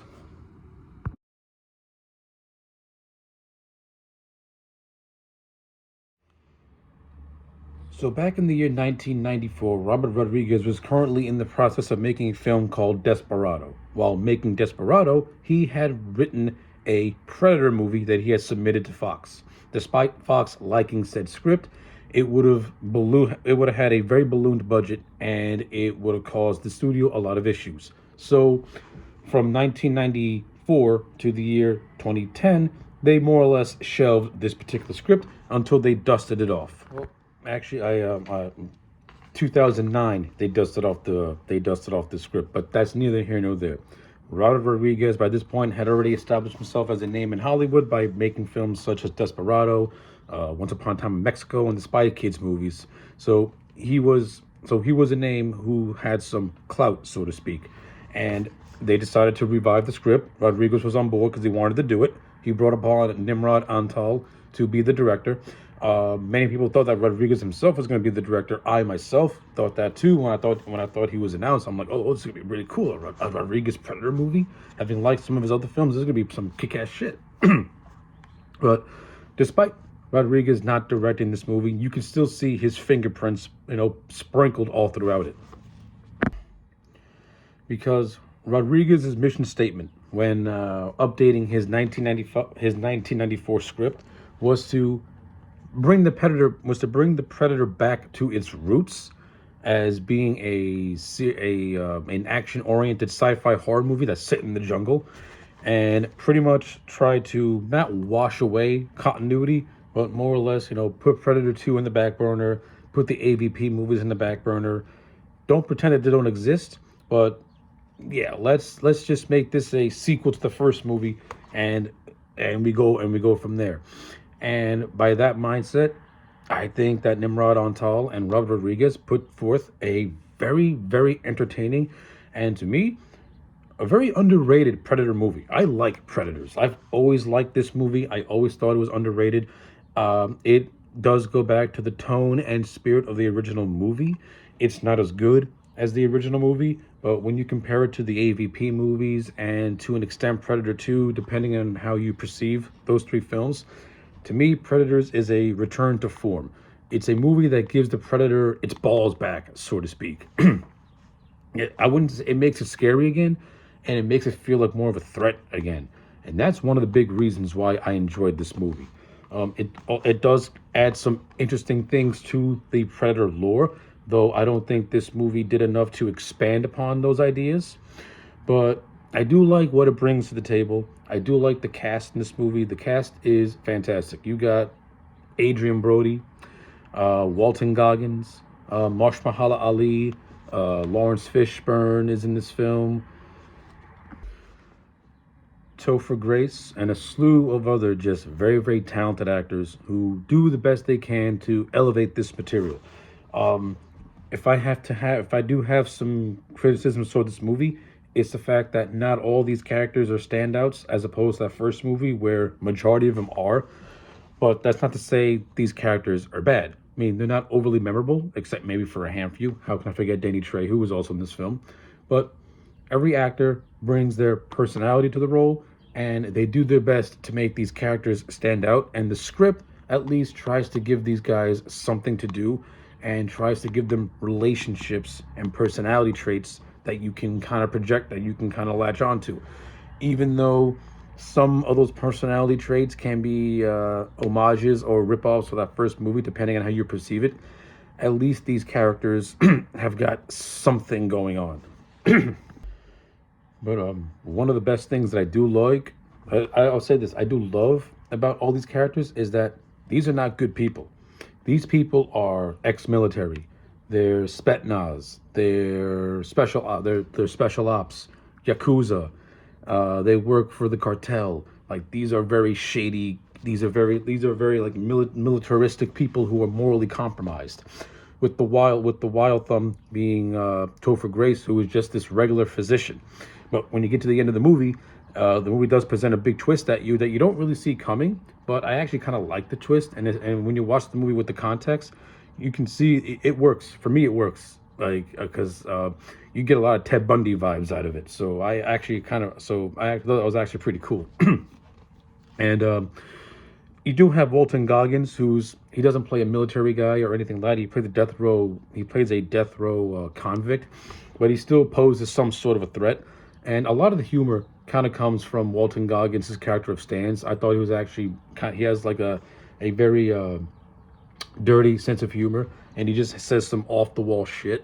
But Walton Goggins' delivery is what makes it work for me. Like I think Walton Goggins is underratedly funny in this movie. Like he he got me a couple of times. The character of Marsh Mahala Ali character of Mambosa. To me, when you watch the character of Mambosa, especially when you watch it back to back with the first movie, he is a direct homage to the character of Billy, Sunny Landham's character. Like he has that same sort of presence to him, that same sort of like someone who has a idea of what's going on but can't picture what it really is.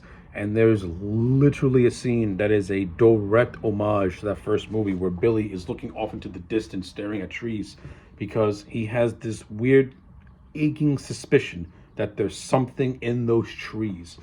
And Nimrod Antal kind of makes makes an homage to that specific scene, and I actually like it. It was well done. To me, it didn't feel like a ripoff. It didn't feel like a ripoff or a parody. It felt like something that this character would do. So I can appreciate that.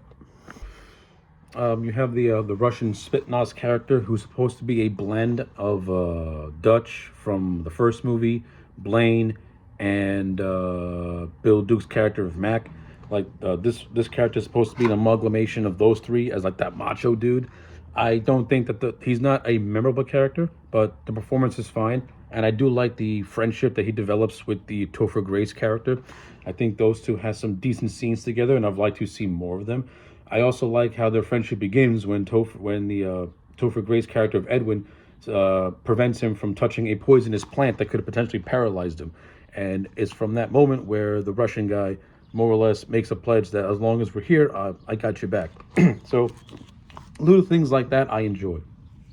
And he also has a kick-ass death scene where he goes out like a boss and not like a punk, and in Russian calls the Predator an ugly motherfucker. So that's pretty cool. I like that. It's good shit. Like, he's not a memorable character, but he does have a memorable send-off, and he does have some decent scenes that are sprinkled all throughout the movie, so I give it that. But the two main... Then you have Danny Trejo's character, who plays a cartel dude. He doesn't really do a whole lot. His character's more or less unceremonious. His character's killed off at the 30-minute mark, and he's the first one to go. But it's Danny Trejo, so you know that you're gonna get something memorable, or at least something badass. And he does get some cool moments here and there, so I give him that. You also have the Yakuza Hanzo, who is a man of few words, and who is actually my favorite character in this whole movie, just because he's so mysterious, and you don't really get a whole lot of his backstory, aside from the fact that he's Yakuza, and just certain things that he says about his personal history.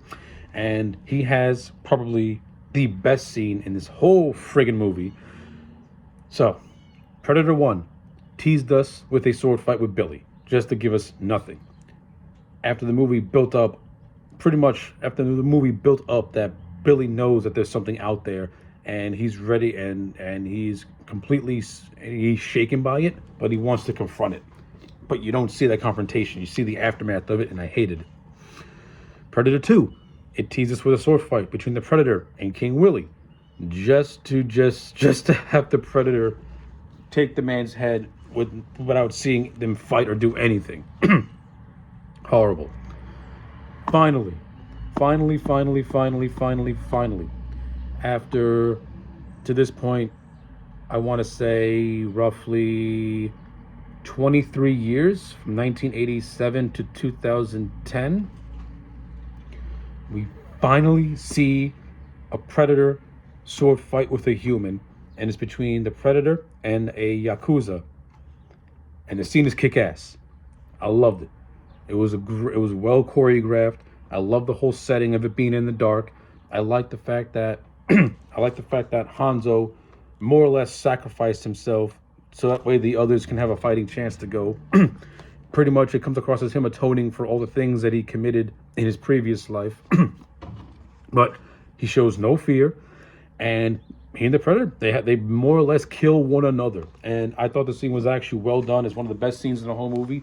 If I do have a gripe, it could have gone on for another 2-3 minutes, because just as it was starting to pick up, it ends. So I'm not disappointed by it, but I was like, oh, come on, you could have gave me at least another 2-3 minutes of these two, of these two hitting swords, because what you were going with was great and what I've been waiting for forever. But I did get it, so I can't hate on it all that much. But the two major characters in this movie that are to pay attention to are the characters of Royce, played by Adrian Brody, and the character of Isabella, played by Alice Braga. These two more or less are co-leaders of the group. They have at first their relationship starts off with one of antagonism, because the character of Royce, more or less, he's morally gray, and he more or less will sacrifice his team just to find out what's going on, or just to find out how his or just to find out how his enemies will operate. While the character of Isabella, I'm not gonna say is the exact opposite, but she wants to take more thoughtful approaches and not want to have to sacrifice anyone to try and find out details about what's going on while they're on this strange planet. So I like how it starts off as an antagonistic relationship, but as the film progresses, they start to develop a more mutual respect relationship. And I do like how it doesn't divulge into a forced romance. They maintain that professionalism all throughout the movie. So I can't really hate on it. And I will say this: I do think Adrian Brody is good in the movie. That Christian Bale voice he does is distracting, and it is kind of like, bro, you're trying way too hard to be tough. I mean, the voice is not necessary. He's like, I want the ship. Tell me where it is. I'm like, dude, you might as well cast Christian Bale at that point. It was kind of cheesy. Now, in terms of this movie's plot and setting, I think this is actually very interesting and actually expands the lore greatly. At first, we think these people are being transported to some jungle on Earth, but we slowly find out that they're not on Earth. They're actually on a preserved planet that is more or less a training ground for predators to hunt, track, and kill their prey. And I love it. I love the whole idea of an alien preserved planet that's more or less used as a killing ground and a training ground for predators to hone their skills. And I like how we get to see some different extraterrestrial beings, like a different alien attacks the crew.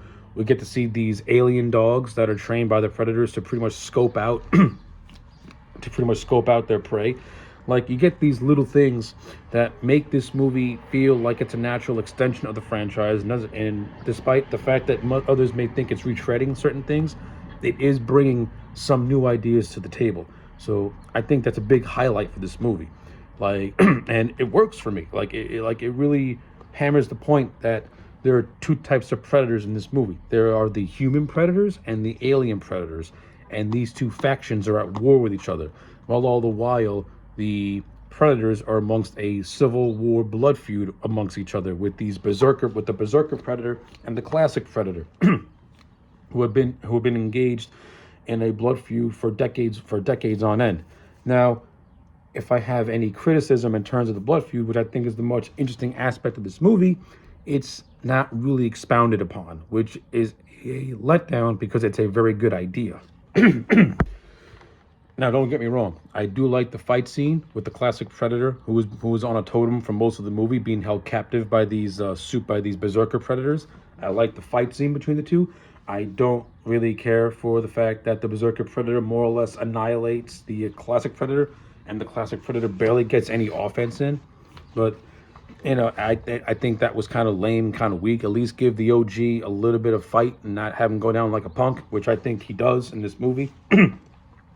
Like, the movie did a lot to really hype up the new Predator race and kind of like put down the old Predator race. And I wasn't really a big fan of that. I would have gave them maybe not equal footing, but at least I would have had the classic Predator hold its own in fights with the new ones. And I would have had the classic Predator more team up more with Royce and Isabella towards the end of the movie and have it go out in a more heroic way like it did in the first AVP movie.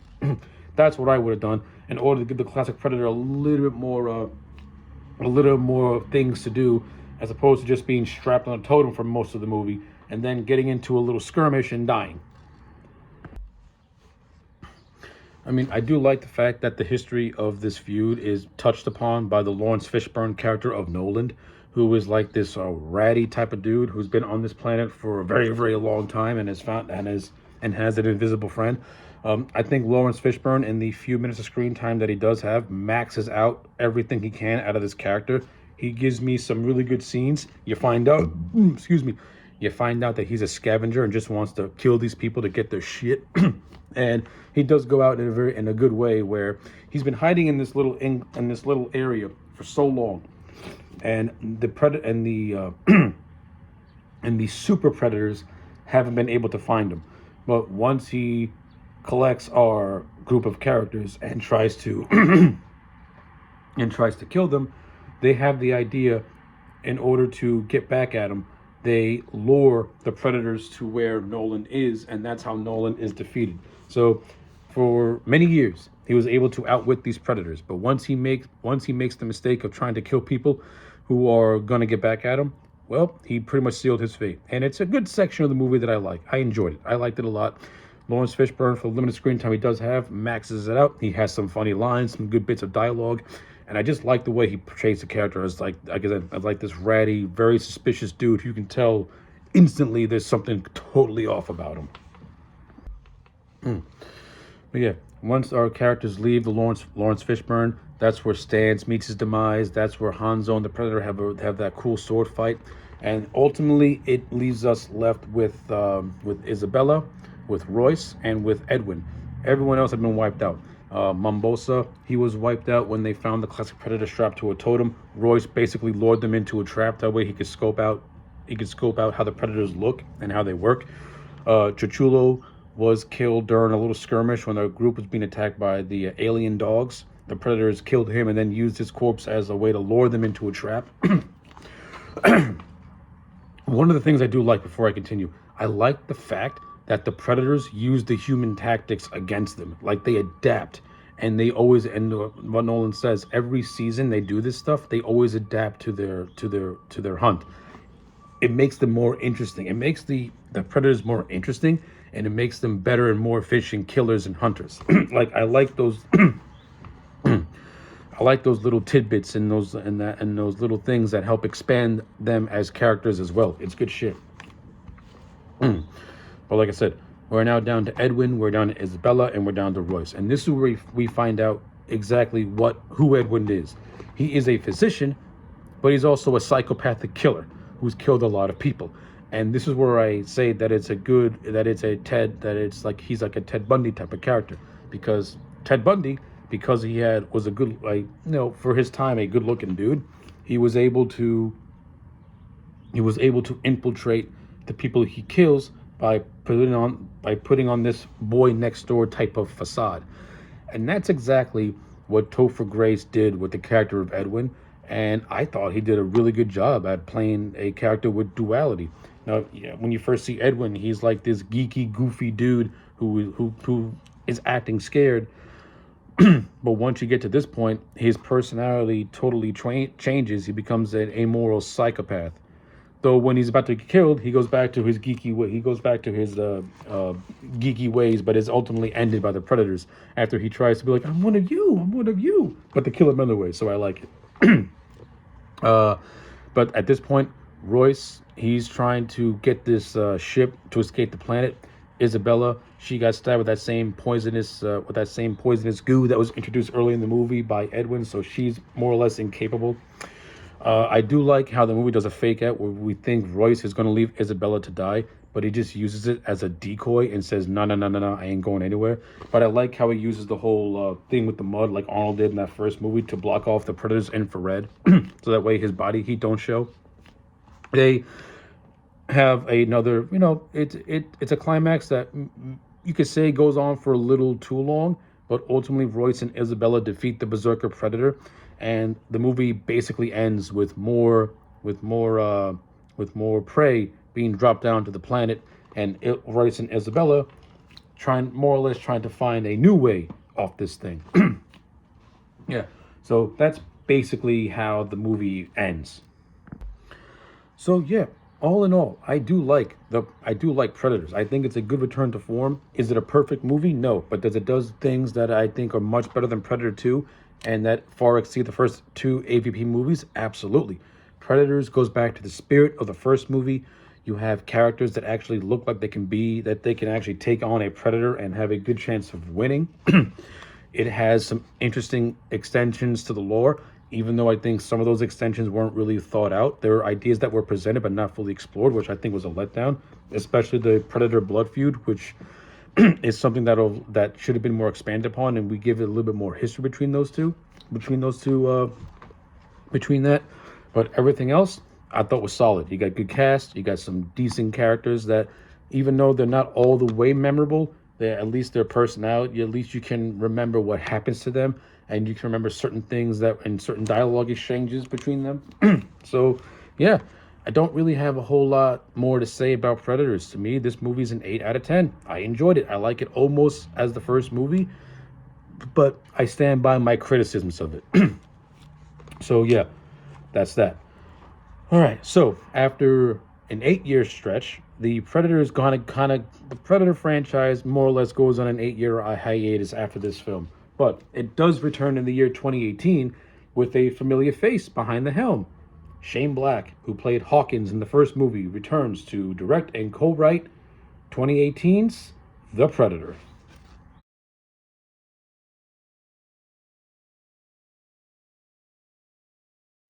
All right, so in the summer of 2014, Fox had hired Shane Black and Fred Decker to co-write a new entry into the Predator franchise, with Shane Black taking up the director's duties. Now, as I had mentioned, Shane Black has a connection to the franchise as he was one of the ensemble in the original movie and also provided some script doctoring for that particular film as well. So Shane is now returning to the franchise to pretty much pick up the mantle. So at first glance, from an optics standpoint, if you're a fan of this franchise, and let's say that you didn't like these movies from Predator 2 to Predators, when you see the name Shane Black and you see that he has a connection to the Predator franchise, you're kind of hopeful and optimistic that he's going to do something with it, especially if you know Shane Black as a director and as a writer. The man has a very, very creative mind. Shane Black had did movies like the first Lethal Weapon, The Last Boy Scout. He worked on Last Action Hero, which was actually a parody of movies that were primarily written by him. So Shane Black has got some resonance in the action genre, including a connection to a franchise and to this franchise. So you take all those elements, and he also hints at the fact that he wants to take the Predator franchise in a new direction, making it more into an event movie. So you're hopeful, you're optimistic. Okay, so Shane Black is going to do something with the franchise that's not been done before. Like, he's going to make it feel bigger than what it is. He's going to try and make it feel ginormous. You know what I mean? Make it a tempo. Well, it's not exactly what you get with the Predator. I'm gonna say this. I do not hate the Predator as a movie. I think it's okay for what it is, but you can tell this movie is a victim of rewrites, reshoots, and still not putting out a satisfying product when all was said and done. I don't know where to begin with this movie. I'm just gonna say this.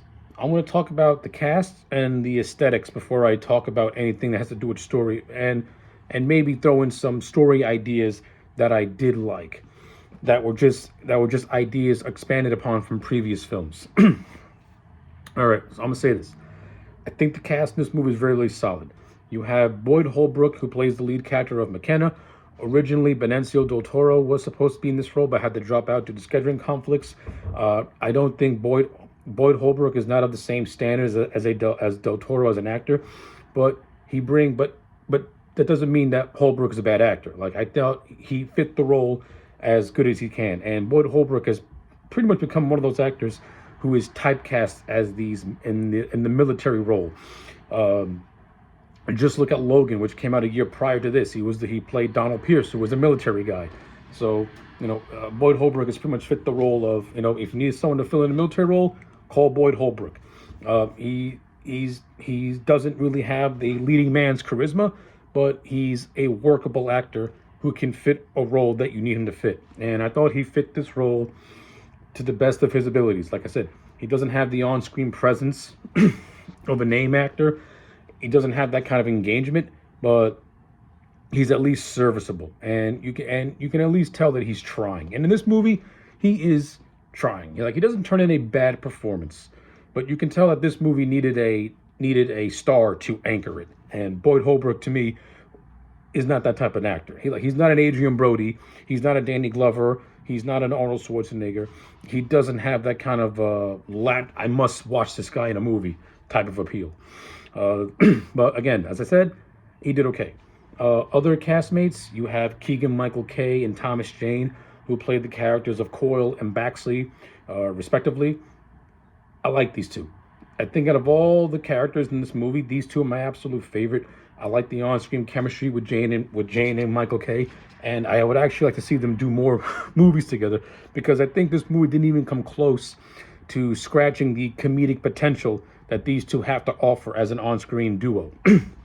I like the whole idea of them having this very sordid history with each other, where Baxley, the reason why Baxley is the way he is because he was caught in a friendly fire that killed a lot of his units, with the only survivor being Coyle. It was Coyle who caused the friendly fire, and as a result, he befriended Baxley, who suffers from Tourette syndrome, which leads to some outbursts that are peppered throughout this movie that sometimes are funny and sometimes feel forced. But nonetheless, I thought Keegan-Michael Kay and Thomas Jane, these two are my favorites. And I actually kind of do like their send-off at the end of the movie, which I'll get to in a little bit. So no complaints with that. You got other characters like Nettles. He's supposed to be a Bible thumper. He's okay. Some of his humor can be very hit and miss. It can be very hit and miss, but I never found him to be annoying. You got this other character whose name I can't remember. I think he's an Irish or an Englishman. He's forgettable. Just me not remembering his name instantly just pretty much tells you how forgettable he really is. I don't even remember how the Predator kills him at the end. Yeah, not saying the actor did a bad job playing the character. I'm just saying that I just don't remember what his character's name was, and that's about it. And then we get to Nebraska, played by Trevante Rhodes. And I'm not gonna lie, I think Trevante Rhodes should have been the lead, and Boyd Holbrook should have been in the position that Rhodes' character was in, because I think Trevante Rhodes, when compared to Boyd Holbrook, has a much more charismatic presence to him, and he feels more like a leading man. And again, that's not taking away anything from Boyd Holbrook, who held his own and tried to anchor the movie. But Trevante Rhodes, to me, had more of an interesting character. Like, his whole thing was that he's a member of this group called the Loonies because he shot his CO, and it's revealed that the CO that he shot was actually himself, and then he walked his way to the medical center. The character of Nebraska is a badass. But I do like the chemistry with Trevante Rhodes and Boyd Holbrook, and I do buy them as having this budding brotherhood and friendship. So that was well done on Shane Black's behalf. Actually, I'm not going to say the writing of this movie was bad, because it did have some decent bits in it, and I do appreciate the fact that even though these characters are not as memorable as, let's say, the ones from the first movie or even the Predators, at least Shane Black was able to give all of them their own little unique quirks, and the and the unit were able to bond, and I was able to buy them as forming this brotherhood and friendship. So, and the fact that they're all ex-military also helps as well. So, in terms of the core, they're fine. As a unit, they work fine together.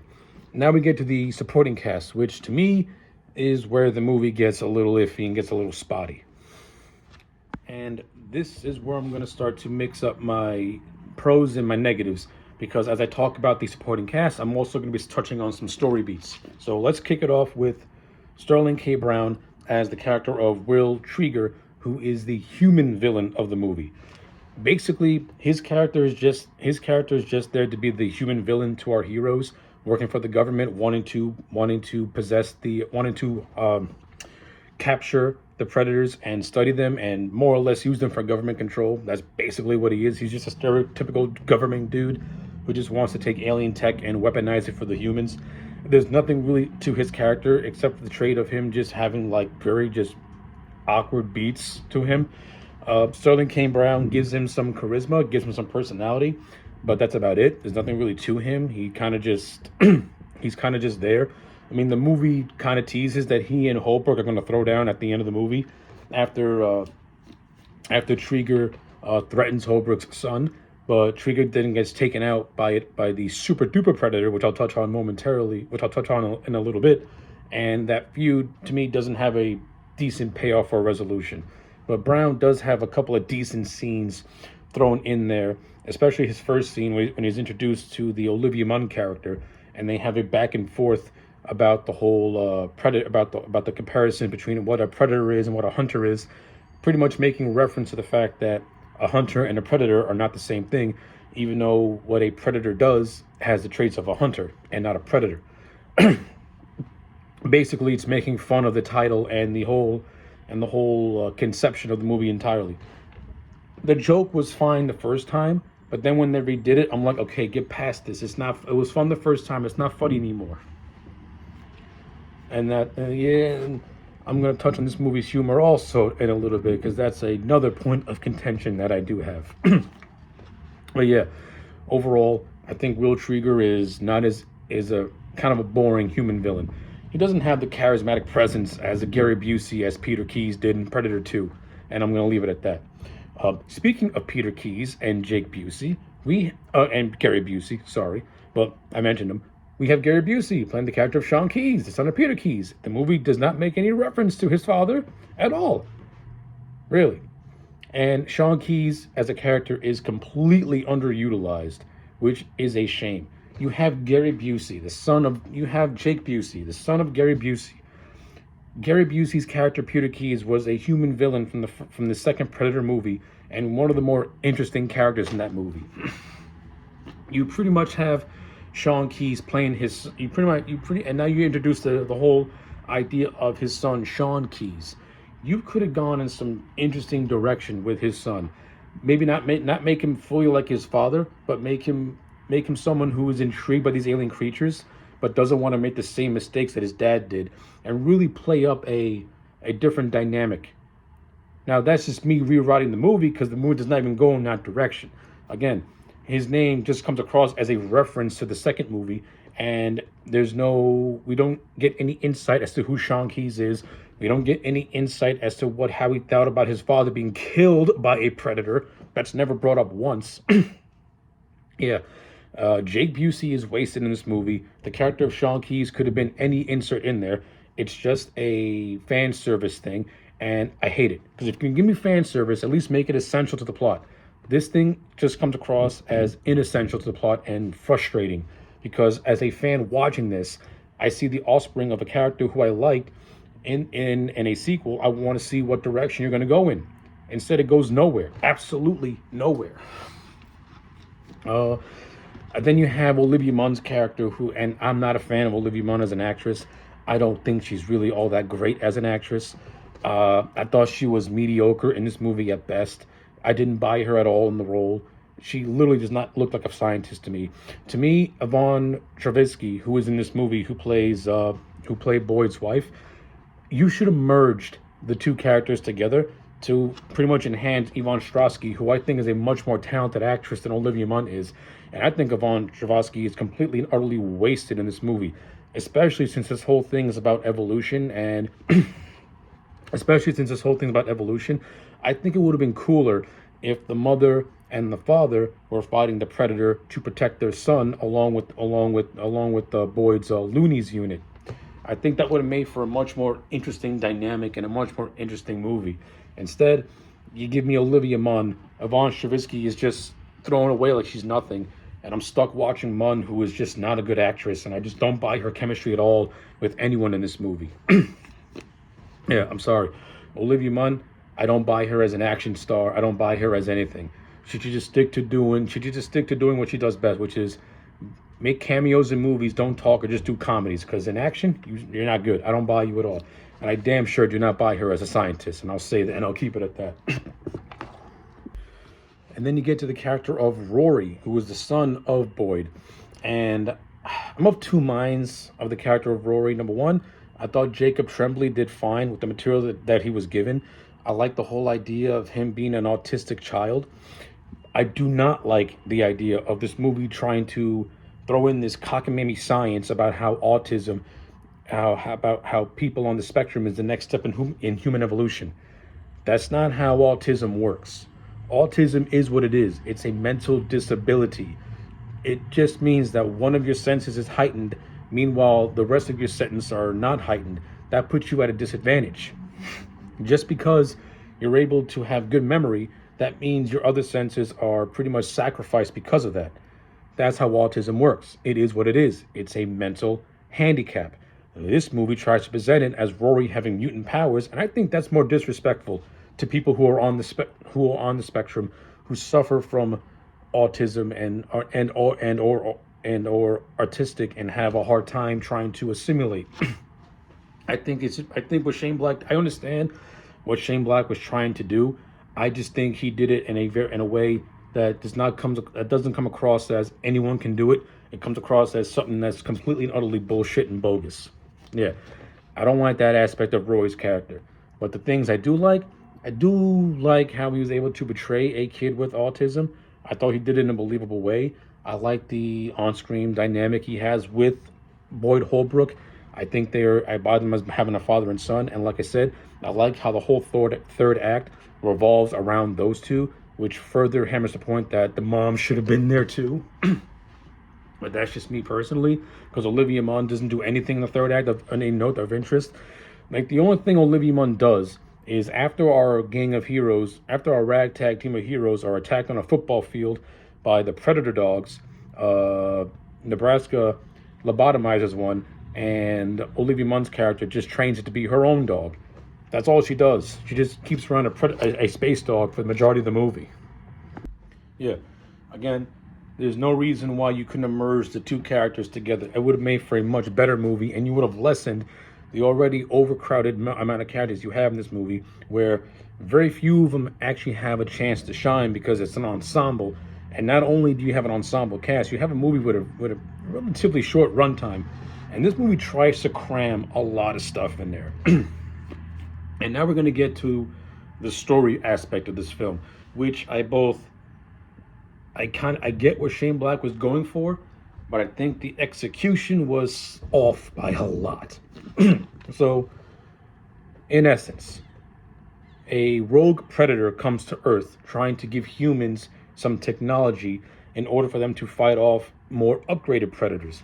Now, this was something that was set up in The Predators, but wasn't fully expanded upon. So, this movie, which is set in between the events of 2 and 3, pretty much gives context as to why there is a blood feud going on between the two different predator species. So, in a nutshell, the reason why the more advanced predators are going against the classic predators is because they feel that they are the next step of evolution, and the reason why they collect their trophies is because they want to take the best traits from all of their hunt, from all the humans they hunt, and from all the other aliens they hunt. They want to use that DNA to enhance their own DNA. Hence why the upgraded predators are wiping out the original predators. So in a last-ditch effort for survival, the original predators come up with this idea to have the humans join them by giving them what's known as a predator killer, which is something that the last few minutes of the movie introduces. And when I get to that segment, and when I get to that part, I'm going to pretty much explain the wild ideas that were meant to be in this movie that I thought were absolutely ridiculously stupid. And even though I think the idea they went with was still stupid, it's actually less stupid. But yeah, this movie gives context as to why there is a blood feud going on in Predators. So when you watch these movies from Predator 1, 2, this one, and Predators, you get a complete picture. So I give Shane Black that. That's a story beat that I do like, and I like that we got some expansion to it. And now with context, it makes the Predators it makes the blood feud. It gives the blood feud that much more juice. It's basically a fight to survive extinction type of thing. But that's basically it. That's really the only interesting part. That's only the interesting aspect this movie brings from a story, from a lore standpoint. Because everything else is basically Boyd Holbrook leading his team of ragtag Goonies to fend off the Predators from killing them and taking their trophies. That's basically it. And then they gotta fight government agents. I mean, this movie does not bring anything new aside from giving context to the blood war and recontextualizing Predators. That's all this movie does. All this movie does is recontextualize Predators and give it more weight. But in terms of telling its own self-contained story, it's very forgettable. There's nothing to it at all. Again, if this movie didn't have the talent of Shane Black, it would have pretty much been it would have fell by the wayside. But I think that because it has Shane Black, you can be more critical to it, because there are some elements that Shane Black does introduce that I do like, and then there are elements in this movie that I just don't care for. And now I'm going to touch on the humor. The humor in this movie can be both funny and just head scratching all at once. And it seems like Shane Black was trying to it feels to me like Shane Black was trying to turn this into a parody / comedy of the Predator franchise, and it just did not work for me tonally, because you go from scenes in this movie that are like very reminiscent of the first movie, and then you have this awkward humor that's undercut by the loonies, and some of it lands and some of it is just completely forced, and then you have repeat jokes that are just not funny. They made you chuckle the first time, and now you're moaning the second time because, okay, it wasn't really that funny the first time. Why you're hammering it home?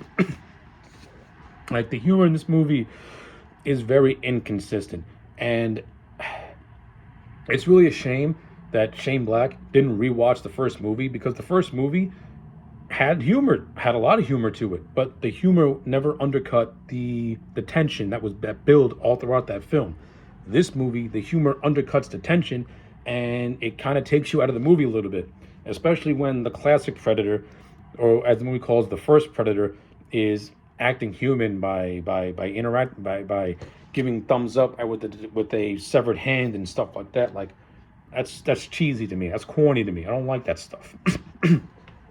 Also, if the first Predator is trying to get the humans on his side, why doesn't it make any attempt to have communication? Because the second it wakes up and in its laboratorial confinement, it kills everyone.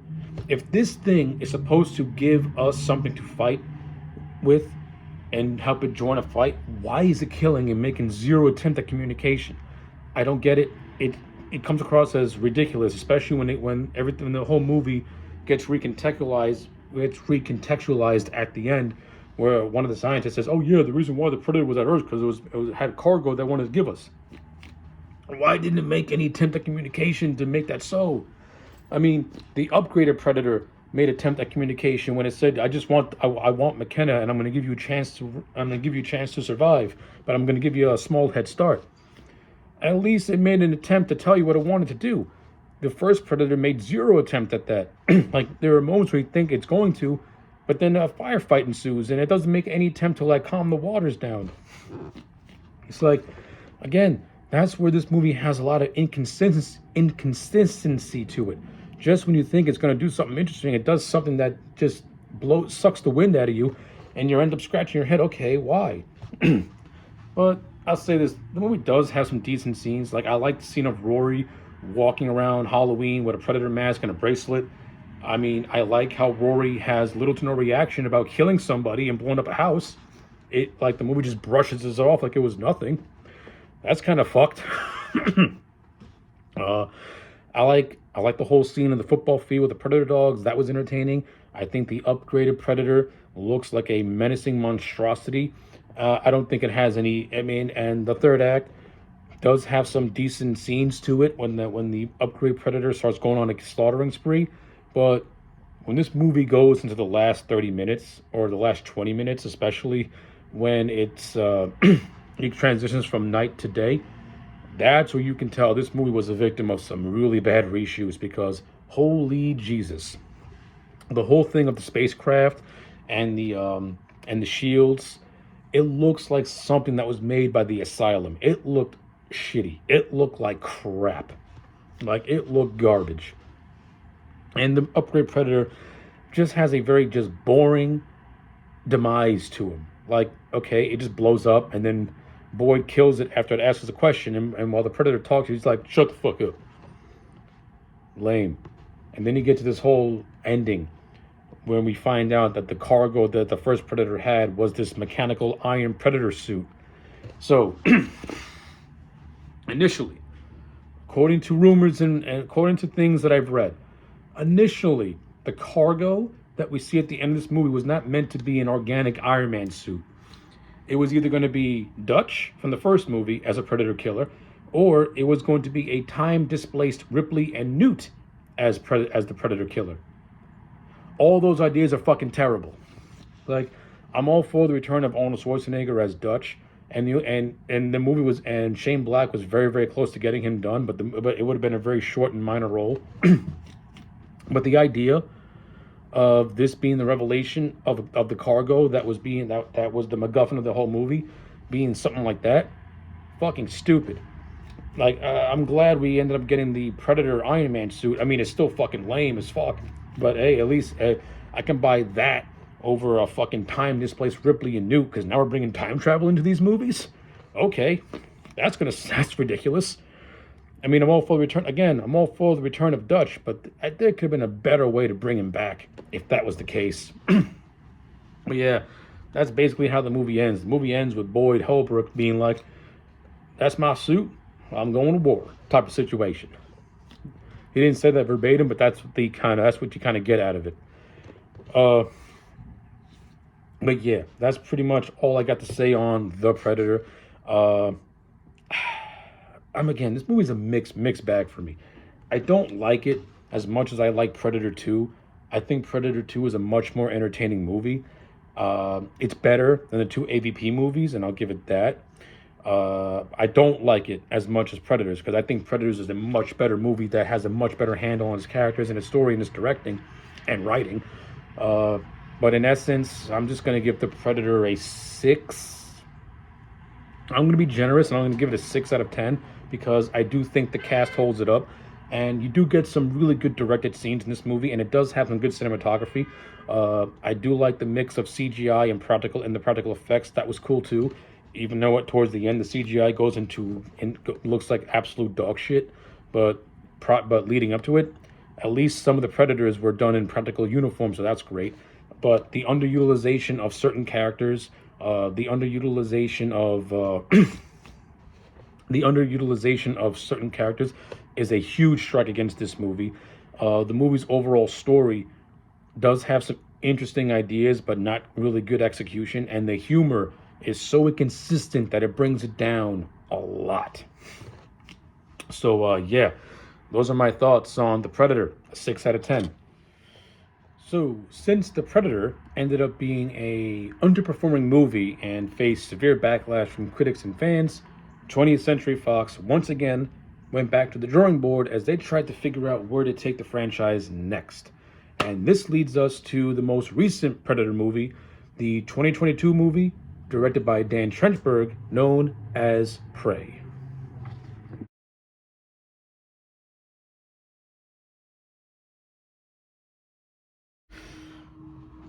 Okay, so during the production of Shane Black's 2018 film The Predator, producer John Davies of 20th Century Fox approached Dan Trenchberg and writer Patrick Eisen to write and direct the next installment into the franchise.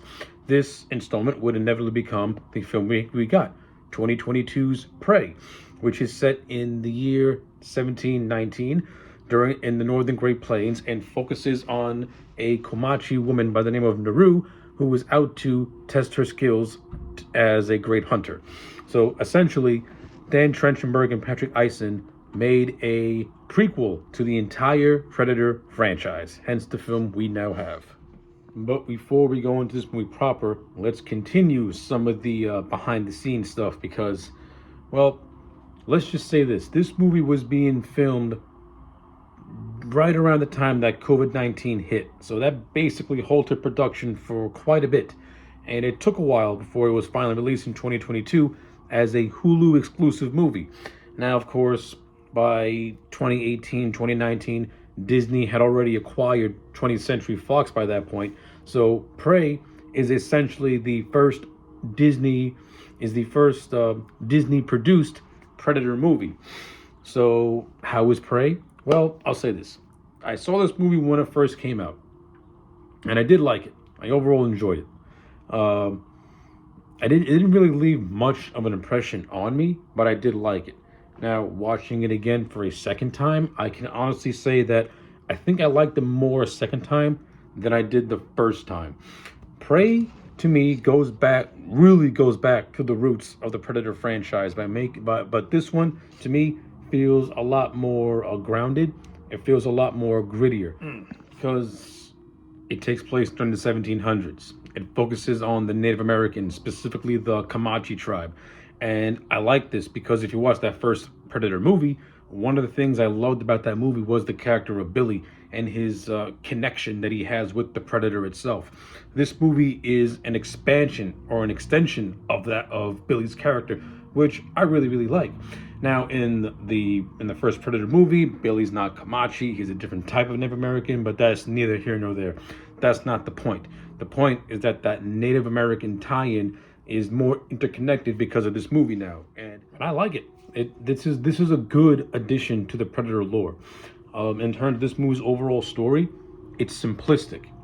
It's a simple story. I do think that there's a subplot that gets introduced in the second half of the movie that I'm not overly fond of. I understand that it gives it more historical and accuracy, but I don't know. I didn't care for it, to be honest with you. And I think it took away from the more greater story, which is the idea of this young woman by the name of Noru who wants to prove herself to her tribe that she is a great hunter, that she is a great hunter. I thought Amber Mid-Thunder, who is a real-life Native American, did an admirable job at anchoring this movie as the lead. I thought she was fine in the role. I don't think she has this overgoing charismatic performance like others before her, but for what Dan Trachtenberg was trying to go for and the tone he was trying to set, I think Amber Thunder fit it to the best of her abilities. And I like the character of Naru. She doesn't come across as like a forced female character. She comes across as, somewhat likable. She goes through struggles. She has to prove herself. She's not good at everything. Like in the first few times she encounters the Predator in the movie, she doesn't outsmart it. She doesn't outwit it. She barely scrapes by. She even scrapes, and she also has to deal with the members of her tribe who don't think that she's worthy to be a hunter like them or go through the trials to become a hunter like them. So it adds to her character, and it makes her somebody that you want to root for because she's not good at everything. But we do see her train. We do see her test her skills, and she can hold her own. But at the same time, she also has those tribulations where she does face moments of failure. I like it. This is a female character done right. She's not overpowered. She's not good at everything. She has her struggles that she has to overcome, and she's able to do it by the conclusion of the film. Another character I like is the character of Tabe, who is Noru's brother. I think these two have a really good relationship with one another. I think Tabe should have gotten a much more screen time, and I think this should have been, to me, this should be more of a brother-sister story as opposed to just Noru's story, because I think Tabe is an interesting character to himself. Not to mention, I just enjoyed the chemistry of these two on screen, because I really buy them as older brother, little sister, and the fact that while Tabe does support and love his sister, he doesn't think that she's ready to do the things that he can that do the things that he's doing, which is being a great hunter, mainly because he doesn't want to see his sister get herself hurt or get herself killed. But as the film progresses, he gradually starts to support her and gradually starts to appreciate what she can do. I like that. It adds a lot to these two characters, and I'm not against the character of Tabe dying in this movie because I think it's essential to Naru's character arc. But I do think Tabe could have played more of a role in the final fight with the Predator, and like maybe sacrificing himself so that Naru can get the kill shot. But instead, Tabe more or less is killed off a little bit early on before the final battle between the Predator and Naru. I said I would have just extended him just a little longer for my personal taste. But overall, I thought the stuff with Naru and Tabe is some of the best stuff in the movie. I like their dynamics. I like their relationship. As opposed to other members of the tribe, they're just there to act as foils for Naru. And she has to earn their respect all the while trying to hold her own as somebody who wants to be a hunter and pass the trials to become a said hunter. And the whole reason why Naru wants to be a hunter is because, according to a Kamachi lore, she saw a thunderbird in the sky, and by seeing that thunderbird in the sky, that means that it's time for her to go through these trials. Now, the Thunderbird ends up being the alien drop-off, which gives us the Predator on Earth. And this is the part of the movie that I actually like the best. I like the stuff with Naru. I like the stuff with her trying to rise up the ranks of the Comanche tribe and try and show her worth and what she can do. At the same time, I like the parallel story with the first Predator that ever lands on Earth. How he has to hone his skills to be a great hunter. And I like how he moves up the food chain. At first, he dispatches a snake, which puts up no resistance, which puts up no fight. Then he fights a wolf, which gives him a little bit of a struggle, but not by much. But then he takes on a bear. And the bear is the one to truly, get the better of the Predator for a little bit and almost goes in for the kill shot before the Predator kills it. And I like by the Predator going through these animals, this is how the Predator gets to test his skills as a hunter, so to speak, and how he gets to test his strength and how he gets to test the things that he's able to do. And I like how he moves up the food chain. He goes from the most littlest thing to the biggest thing and to the thing that's going to eventually give him the most fight, which is humans, because humans can adapt to their situations. Humans can map out a situation more so than an animal can. For the most part, animals mostly act on feral instincts, and they don't have the capacity to critical think their way out of situations.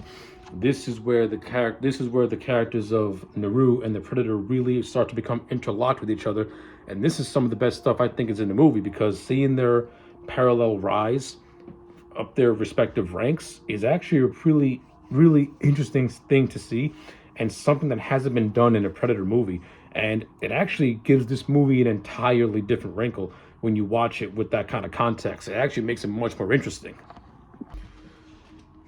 And I do mostly enjoy the final battle between Naru and the Predator, with Naru using her instincts and her cunning to defeat the beast, while all the while just barely scraping by. So I like all that stuff. I think it was properly built up without being too ridiculous. So yeah, great stuff. I like it a lot. It's really, really good. And I also like the look of the primitive Predator that we see in this movie. It gives it its own distinction, and you can tell that this is a first breed of a Predator coming down to this planet to make it its hunting ground. It's good stuff. I enjoyed it. I like it a lot. Now we get to stuff that I don't entirely care for, and that's the whole thing with the French fur traders. Now, traders.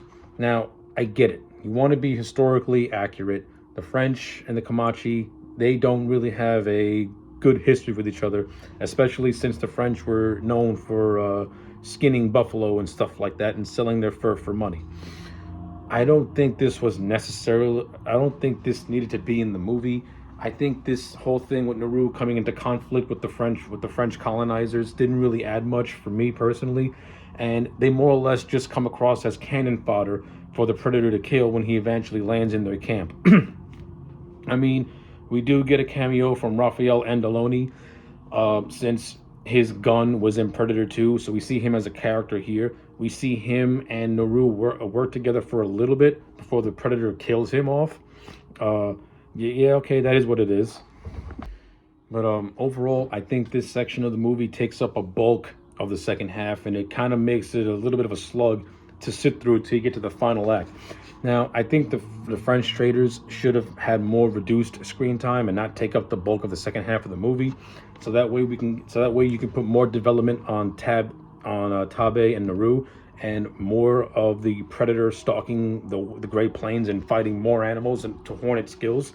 I think that would have made for a much more better fluid movie that would have given it a more human aspect, instead of the whole thing with the fur trader just come across as another obstacle to overcome, and they don't really seem consequential to the plot for me. It doesn't really them being there doesn't mean anything to me. I understand historical accuracy, what have you, but at the end of the day, I'm here to see a Predator movie, not a movie about French traders wanting to colonize the Comanches and take away their land. This is where I think the movie got a little bit too underlying political for my taste, and I found it to be overall boring. But aside from that, I do like the other aspects of the historical accuracy. I like how Dan Trenchberg was able to recreate 1719, the 1719 Great Plains. He went to great lengths to making it feel like you're watching something that could have realistically happened. The costumes, they all fit the time period. They all look great. I like how throughout bits of the movie you get to hear some of that native Comanche language. I understand that there's another version of this movie where it's entirely in that native tongue. I mean, if you want to watch that for your own, if you want to watch that version for a more complete picture of this film, by all means do it. Me, I'm going to stick with the English version because, again, mainly because I'm not that much of a completionist, and to me, it comes across as something like Logan. When Logan got released on Blu-ray, you had the color version and the black and white version. And that's basically what the Comanche version feels to me. It's just another version of the movie that's the same thing. It's just done in a more historical way, so to speak. So, if you want to do that to your leisure, by all means, go ahead. But yeah, I overall think the production values of this movie are top notch. I think the CGI for what it is not too bad. It looks pretty good. I mean, yeah, it does come across as fake looking in a lot of areas, but when you get to the nighttime scenes, that's where it looks the best. I like the look of the Predator in this movie. It's not as bulky or as buff as it is in previous movies. It's more slimmer, more athletic, more streamlined, and I like it because kind of goes back to that first movie anyway with Kevin Peter Hall. It's a very similar build, so I can't say I hate it. I kind of like it, and I do like the use of practical effects too, which is always a good thing in these movies. Yeah, so I think there's basically all to cover when it comes to Prey. Listen, at the end of the day, I think this is a very solid entry into the Predator franchise.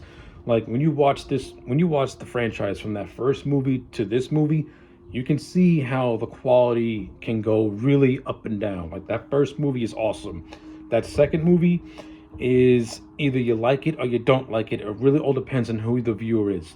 The AVP movies, the general consensus is that they're not well liked. The first one is more liked than the second one, and we're going to leave it at that.